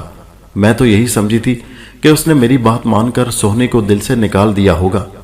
وہ ذرا دیر کو رکی، پھر میرے سوال کا جواب دیتے ہوئے بولی، ویسے تھانے دار صاحب، میں نے پچھلے 3 دن سے سوہنی کو گاؤں میں نہیں دیکھا ہے۔ میں نے کہا، تم نے یہ جاننے کی کوشش بھی نہیں کی کہ وہ کہاں غائب ہے؟ وہ سادے سے لہجے میں بولی، میں اس کی ضرورت نہیں سمجھتی ہوں، جس پنڈ نہیں جانا اس کا راستہ کیا پوچھنا۔ میں نے پوچھا، شہر میں زاہد کیا کام کرتا تھا؟ اس نے بتایا کہ وہ کپڑے کی ایک فیکٹری میں تانا ماسٹر تھا۔ ٹیکسٹائل انڈسٹری میں تانا مشین کی بہت اہمیت ہے۔ مختلف قسم کے کپڑوں کی بنائی کے لیے دھاگے کو پہلے ایک خاص شکل میں لایا جاتا ہے۔ آہنی رولر پر لپٹے ہوئے اس دھاگے کو تانی کہا جاتا ہے، بعض لوگ اسے تانا بھی کہتے ہیں۔ تانا مشین چلانے والا شخص تانا ماسٹر کہلاتا ہے۔ کسی بھی قسم کی بنائی کے لیے تانے اور پیٹے کی بہت اہمیت ہے۔ میں اب تک ایک نتیجے پر پہنچ چکا تھا کہ سوہنی کو زاہد اپنے ساتھ جنگل کی طرف لے گیا تھا۔ یہ ان دونوں کے بیچ پائے جانے والے تعلق کا شاخسانہ تھا۔ جنگل میں وہ افسوسناک واقعہ ان کے ساتھ کس طرح پیش آیا، اس کے بارے میں فی الحال حتمی طور پر کچھ نہیں کہا جا سکتا تھا۔ قاتل میرے ہتھے چڑھ جاتا تو اس راز سے پردہ اٹھ سکتا تھا۔ میں مزید تھوڑی دیر تک بلقیس بی بی سے مختلف قسم کی پوچھ گچھ کرتا رہا۔ پھر ایک کانسٹیبل نے میرے کمرے میں آ کر اطلاع دی، ملک صاحب، خوشیہ اور بخت بھری پہنچ گئے ہیں۔ میں نے بلقیس بی بی سے کہا، تم تھوڑی دیر کے لیے باہر برآمدے میں جا کر بیٹھو، میں ان سے نمٹ لوں، پھر تم سے دوبارہ بات کروں گا۔ جناب، میرے بیٹے کی لاش۔ وہ جملہ ادھورا چھوڑ کر سوالیہ نظروں سے مجھے دیکھنے لگی۔ میں نے کہا، زاہد کی لاش تمہارے حوالے کر دی جائے گی، لیکن 1 روز کے بعد۔ ابھی یہ دونوں لاشیں سرکاری تحویل میں رہیں گی، پوسٹ مارٹم کے لیے انہیں ہسپتال بھیجنا ہوگا۔ وہ آنکھوں میں آنسو بھر کر بولی، آپ زاہد کی لاش کا پوسٹ مارٹم بھی کروائیں گے؟ اس چیر پھاڑ کی کیا ضرورت ہے؟ مرنے والا تو مر گیا، وہ واپس تو نہیں آ سکتا۔ میں اس کے دکھ کو سمجھ رہا تھا، لیکن اپنے فرض سے مجبور تھا۔ میں نے سمجھانے والے انداز میں کہا، صرف تمہارے بیٹے ہی کا نہیں بلکہ دونوں لاشوں کا پوسٹ مارٹم ہوگا۔ ممکن ہے اس کے نتیجے میں قاتل اور اس دوہرے قتل پر کچھ روشنی پڑ سکے۔ قانون کے تقاضے پورے کرنے ہی میں بھلائی ہے۔ وہ خاموشی سے اٹھی، جگر پاش نظروں سے مجھے دیکھا اور کمرے سے نکل گئی۔ میں نے کانسٹیبل کو بلقیس پر نظر رکھنے کی ہدایت کی اور خوشیہ اینڈ کمپنی کو اپنے کمرے میں بلا لیا۔ وہ دونوں تھکے ماندے میرے سامنے آ کر کھڑے ہو گئے۔ میں چند لمحے غضبناک نظر سے انہیں تکتا رہا، پھر ان کی ضعیفی کا خیال کرتے ہوئے میں نے انہیں کرسیوں پر بیٹھنے کی پیشکش کر دی۔ خوشیہ خاصا نڈھال اور ٹوٹ پھوٹ کا شکار دکھائی دیتا تھا۔ بخار اور عمر کی کمزوری تو چل ہی رہی تھی۔ بیٹی کی موت کی خبر نے اسے مزید ابتر کر دیا تھا۔ میں نے بڑے سخت اور واشگاف الفاظ میں ان دونوں کو صورتحال سے آگاہ کیا اور خوشیہ کی طرف دیکھتے ہوئے کڑے لہجے میں پوچھا، اب تم کون سا نیا جھوٹ بولنے کی تیاری کر رہے ہو؟ اس نے جواب دینے کے بجائے مشورہ طلب نگاہ سے اپنی بیوی کو دیکھا۔ وہ حیران پریشان نظر سے مجھے تکنے لگی۔ میں نے ڈانٹ آمیز انداز میں کہا، دیکھو خوشیہ، मैंने तुम्हारी झूठ को बेनकाब कर दिया है। तुमने कल मुझे बताया था कि तुम्हारी बेटी सोहनी को डाकू अपने साथ ले गए थे, लेकिन अब सोहनी की लाश की दरियाफ्त से एक नई कहानी सामने आई है, जिससे साबित होता है सोहनी कम से कम 3 रोज पहले घर से गई थी। मजीद तस्दीक पोस्टमार्टम की रिपोर्ट से हो जाएगी। तुम्हारे सामने कोई जाए फरार नहीं रही। अब सच बोलने के सिवा कोई चारा नहीं। क्या तुम अब भी गलत बयानी से काम लेते हुए ढिठाई से अपने बयान पर डटे रहोगे? मेरे अंदाज और सख्त अल्फाज ने उन दोनों पर गहरा असर किया। खुशियां चंद लम्हे खामोश रहने के बाद शिकस्त खोरदार लहजे में बोला, जनाब थानेदार साहब, सच्ची बात तो यह है कि सोहनी 3 दिन पहले घर से गायब हुई थी। मैंने वाकई आपसे झूठ बोला था। सोचा था डाकुओं वाली कहानी में सोहनी को फिट कर दूं तो बात बन जाएगी। मैंने कड़क कर कहा, क्यों? तुम कौन सी बिगड़ी बात बनाना चाहते थे? सोहनी को डाकुओं से नत्थी करने में तुम्हारा क्या फायदा था? तुम्हें तो चाहिए था उसे तलाश करते और पहली फुर्सत में थाने आकर उसकी गुमशुदगी की रिपोर्ट दर्ज करवाते। तुमने ऐसा क्यों नहीं किया? क्यों? खुशिया के बजाय बख्त भरी ने जवाब दिया, सोहनी की गुमशुदगी ने तो हमारी मत ही मार दी थी। बदनामी का खौफ अलग था। हमने अपने तौर पर फैसला किया कि जब तक वो वापस नहीं आ जाती, हम पूछने वालों से यही कहेंगे कि वो अपने मामू के पास चन वाली गई हुई है। मैंने कल आपसे यही कहा था। बाद में खुशिया ने बयान बदला तो मुझे भी मजबूरन उसकी तायद करना पड़ी, वरना सच्ची बात तो यह है कि सोहनी 3 दिन पहले ही घर से गायब हो गई थी। खुशिया ने कहा, अब एक नई बात सामने आ रही है कि वो जाहिद के साथ। वो जुमला अधूरा छोड़कर मतोहोश नजर से मुझे तकने लगा। मैंने गुस्सीले लहजे में कहा, खुशिया, जो बात सामने आ रही है वो एक खुली हकीकत है। तुम्हें उसे तस्लीम करना होगा। और मैंने ये भी सुना है। मैंने दानिस्ता थोड़ा वक्फा किया, फिर उसकी आंखों में देखते हुए इजाफा किया, तुम गए वक्तों में बड़े ऊंचे दर्जे के बदमाश भी रहे हो। जिस्म में जान तो बाकी नहीं रही, मगर अब भी गुंडागर्दी से बाज नहीं आते। उसने ताजुब खेज नजर से मुझे देखा और बोला, ये बात आपसे किसने कही है? मैंने कहा, उसी ने जिसके बेटे को पिछले दिनों तुम डराते धमकाते रहे हो।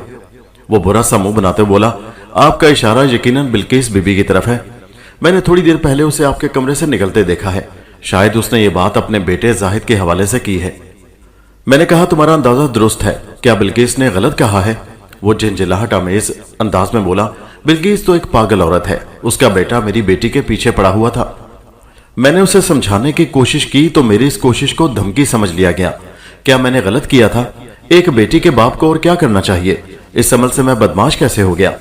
उसके लहजे में खफकी झलकने लगी। मैंने कहा, खुशिया, सोहनी और जाहिद की लाशें जिस तरह एक मकाम से मिली हैं, इससे तो यही जाहिर होता है कि उन दोनों में कोई संजीदा मामला चल रहा था। तुम इस सिलसिले में सिर्फ जाहिद ही को कसूरवार नहीं ठहरा सकते। तुम्हारी बेटी भी पूरी तरह उसके साथ मुलविस थी। अगर ये बात ना होती तो वो उसके साथ जाती ही क्यों, और वो भी एक घने जंगल में? बख्त भरी ने कहा, मेरी बेटी नासमझ और भोली थी। उस शैतान ने सोहनी को वरगलाया होगा, वरना वो इस हद तक नहीं जा सकती थी। शैतान से उसकी मुराद जाहिद थी। मैंने उसे घूर कर देखा और कहा, बख्त भरी, तुम फजूल बात कर रही हो। इस मामले में कोई नासमझ और अंधा नहीं होता कि जो उंगली पकड़कर जिधर ले जाए वो चलता चला जाए। इस किस्म के वाकयात में दोनों फरीक बराबर के हिस्सेदार होते हैं, बल्कि यूं कहना चाहिए दोनों एक जैसे कसूरवार होते हैं। वो दोनों शिकस्त खोरदा अंदाज में मुझे देखने लगे। वालिदैन की भी एक मखसूस नफ्सियात होती है।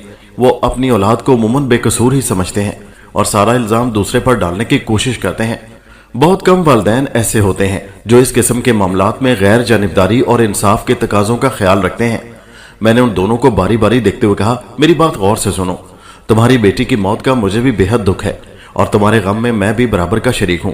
इसलिए तुम्हारी अब तक की द्रोहगोई यानी झूठ को माफ करता हूं। इतना कहकर मैंने उनके चेहरों पर उभरने वाले तासुरात का जायजा लिया।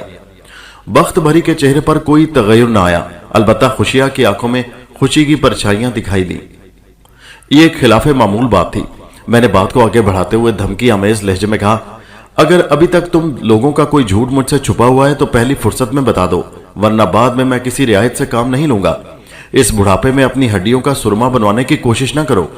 बख्त भरी ने मिन्नत आमेज अंदाज में कहा, बस जनाब, इसके सिवा हमने कोई गलत बयानी नहीं की। मैंने खुशिया की तरफ सवालिया नजर से देखा। उसने अपनी बीवी की तायद करते हुए कहा, बख्त भरी बिल्कुल ठीक कह रही है। मैंने उन दोनों से चंद और सवाल किए, फिर उन्हें रुखसत कर दिया। ताहम ये शर्त लगा दी कि जब तक मैं उनकी तरफ से मुतमईन नहीं हो जाता वो अपने घर में नजर बंद रहेंगे। मैंने उन पर वाजे कर दिया कि 2 सादा पोश मुसलसल उनकी निगरानी करते रहेंगे। अगर उन्हें किसी शय की जरूरत हो तो वो उन्हीं से मंगवाएं। निगरानी पर मामूर सादा लिबास पुलिस वालों को छुपा कर रखना अब जरूरी नहीं रहा था। कुछ देर बाद मैंने जाहिद की मां बिल्किस बीबी को भी जाने की इजाजत दे दी। पोस्ट मार्टम के बाद ही उनकी तजहीज़ तकफीन अमल में आ सकती थी। फिलहाल इस सिलसिले में मुझे कुछ नहीं करना था। मैंने लाशों को जिला के सरकारी अस्पताल भिजवा दिया और उन दोनों के मुतवक्को कातिल या कातिलों के बारे में गौर फिक्र करने लगा। घूम फिर कर जहन डाकुओं की तरफ ही जाता था। मैं इसी ताने बाने में उलझा रहा और शाम हो गई। रात 8 बजे के करीब एक निहायती अहम इतला मुझ तक पहुंची और मैं फड़क उठा। उस सनसनीखेज इतला ने केस का पासा पलट दिया। वो खबर मेरे मुखबिर सिकंदर ने थाने आकर मुझ तक पहुंचाई थी। सिकंदर को मैंने खुशिया के बारे में छानबीन का फरीजा सौंपा था। मैंने फौरन सिकंदर को अपने कमरे में बुला लिया। उसने इंकशाफ अंगेज लहजे में बताया, मलिक साहब, मेरी तहकीक के मुताबिक खुशिया जवानी और अधेड़ उम्री तक जराइम पेशा अफराद से मुंसलिक रहा है। सुना है जवानी में डाकुओं से इसके खासे गहरे मरासिम रहे हैं। ये एक ऐसा इंकशाफ था जिसने मुझे हिलाकर रख दिया। मुझे बिल्किस की कही हुई ये बात याद आई कि खुशिया किसी जमाने में बदमाश रहा था। फिर आपो आप मेरा ध्यान डाकुओं के उस जत्थे की तरफ चला गया जिसने थाने पर हमलावर होकर अपने सरदार को हवालात से निकाल लिया था। उसी लम्हे मेरे जहन में एक खौफनाक ख्याल चमका, कहीं खुशिया हमलावर डाकुओं से मिला हुआ तो नहीं। मैंने पहली फुर्सत में खुशिया को अपने सामने तलब कर लिया। आधे घंटे बाद वो एक मरतबा फिर मेरे कमरे में मौजूद था। मैं मुखबिर की तहकीक को नजरअंदाज नहीं कर सकता था। इस मरतबा मैंने खुशिया से खासा सख्त रवैया अपनाया और खालिस थानेदाराना लहजे में कहा, मैंने तुम्हें बताया था ना, इस उम्र में तुम मेरे हाथों अपनी गत न बनवाना, लेकिन लगता है तुम्हें अपनी जिंदगी और इज्जत की कोई परवाह नहीं। मैंने ऐसा क्या किया है थानेदार साहब? वो पहली मरतबा मुझे खौफ में मुब्तला नजर आया। मैंने निहायत ही मुख्तसर अल्फाज में उसे बताया कि उसने क्या किया है। पहले तो वो इनकार में गर्दन हिलाता रहा, लेकिन जब मैंने उसकी ज़ईफी को पसे पुश्त डालकर 2-4 करारे हाथ जमाए तो वह राह रास्त पर आ गया। जब बचत की कोई उम्मीद और फरार का कोई रास्ता दिखाई न दिया तो वो जुबान खोलने पर मजबूर हो गया। रसूल नगर में रहते हुए वो सुल्तान के गिरोह को अहम मालूमात फराहम करता रहा था। किसी जमाने में वो भी डाकुओं के गिरोह से वाबस्ता रहा था, लेकिन अब इस किस्म की जवानों वाली सरगर्मियां उसने तर्क कर दी थी और सीधी सादी जिंदगी गुजार रहा था। सुल्तान ने उससे भरपूर फायदा उठाया और वकूआ के रोज रात में डाकुओं के गिरोह ने उसके घर में अच्छा खासा वक्त गुजारा था। बख्त भरी अपने शौहर की पिछली जिंदगी से बड़ी हद तक वाकिफ थी, लेकिन उसके ताजा तरीन कारनामे की उसे खबर नहीं थी। खुशिया ने इस सारे मामले में जो किरदार अदा किया वो बहुत ही घिनौना और काबिल मजम्मत था, लेकिन सोहनी की अलमनाक मौत और उसकी ज़ईफी का ख्याल मुझे नरमी पर मजबूर करने लगा। मैंने 2 और 2 4 की तरह उससे बात की कि वो अगर मुझे सुल्तान के खुफिया ठिकाने के बारे में बता दे तो मैं उसके साथ मुमकिन हद तक रियायत बरतूंगा। मेरी बात उसकी समझ में आ गई। वैसे भी उसने ये अच्छी तरह महसूस कर लिया था कि मैं उसे छोड़ने वाला नहीं। वो इस उम्र में अपनी मिट्टी पलीद नहीं करवाना चाहता था, लिहाजा उसने मुझे सुल्तान के 3 ठिकानों के बारे में तफसीलन बता दिया। उनमें से एक ठिकाना लायलपुर यानी मौजूदा फैसलाबाद में और 2 शेखुपुरा में थे। मैंने ये हालात एसपी साहब को बताए और उनकी इजाजत से छापा मार टीमें तश्कील देकर सुल्तान को पकड़ने की कार्रवाई का आगाज कर दिया। बिल आखिर 6 रोज बाद वो शेखुपुरा वाले एक खुफिया ठिकाने से मेरी गिरफ्त में आ गया। इस मार्के की तफसील इतनी दिलचस्प और तुलानी है कि एक अलग कहानी का तकाजा करती है। इंशाल्लाह फिर कभी मैं ये अनोखी दास्तान आपको नजर करूंगा। चलते चलते ये भी बताता चलूं कि आइंदा चंद रोज में मैंने जाहिद और सोहनी के कत्ल का उकदा भी हल कर लिया। वो कत्ल और राजनी की एक वारदात थी। पता नहीं उन बदबख्तों को क्या सूझी जो उन्होंने जंगल का रुख किया। बहरहाल उनका अंजाम बड़ा हसरतनाक हुआ था। सुल्तान दोबारा मेरे कब्जे में आया तो मेरे दिल को करार आ गया। मैंने उसके और उसके साथियों के खिलाफ इतना मजबूत केस बनाया कि वो उम्र भर जेल से बाहर नहीं आ सकते थे। हस्बे वादा मैंने खुशिया के साथ खासी नरमी बरती। वो एक तरह से वादा माफ गवाह की हैसियत इख्तियार कर चुका था। मैं उसके तामुन ही से डाकुओं के गिरोह का कला कमा करने में कामयाब हुआ था। वैसे भी सोहनी की दर्दनाक मौत की सूरत में उस बुढ़ा बूढ़ी को जो रूहानी सजा मिल चुकी थी, अब इस उम्र में उन्हें और किस सजाब में मुब्तला करता। हमारे जमाने में पुलिस से ताउन करने वाले हमेशा फायदे में रहते थे। मैंने सुना है आजकल लोग अक्सर पुलिस डिपार्टमेंट से शाकी रहते हैं। पता नहीं इसमें डिपार्टमेंट का कसूर है या आवाम ही की सोच ऐसा मनफी रुख इख्तियार कर चुकी है। वैसे मसल मशहूर है कि ताली हमेशा 2 हाथों से बजती है। अल्लाह हम सबको सूझबूझ की तौफीक अता फरमाए। आमीन।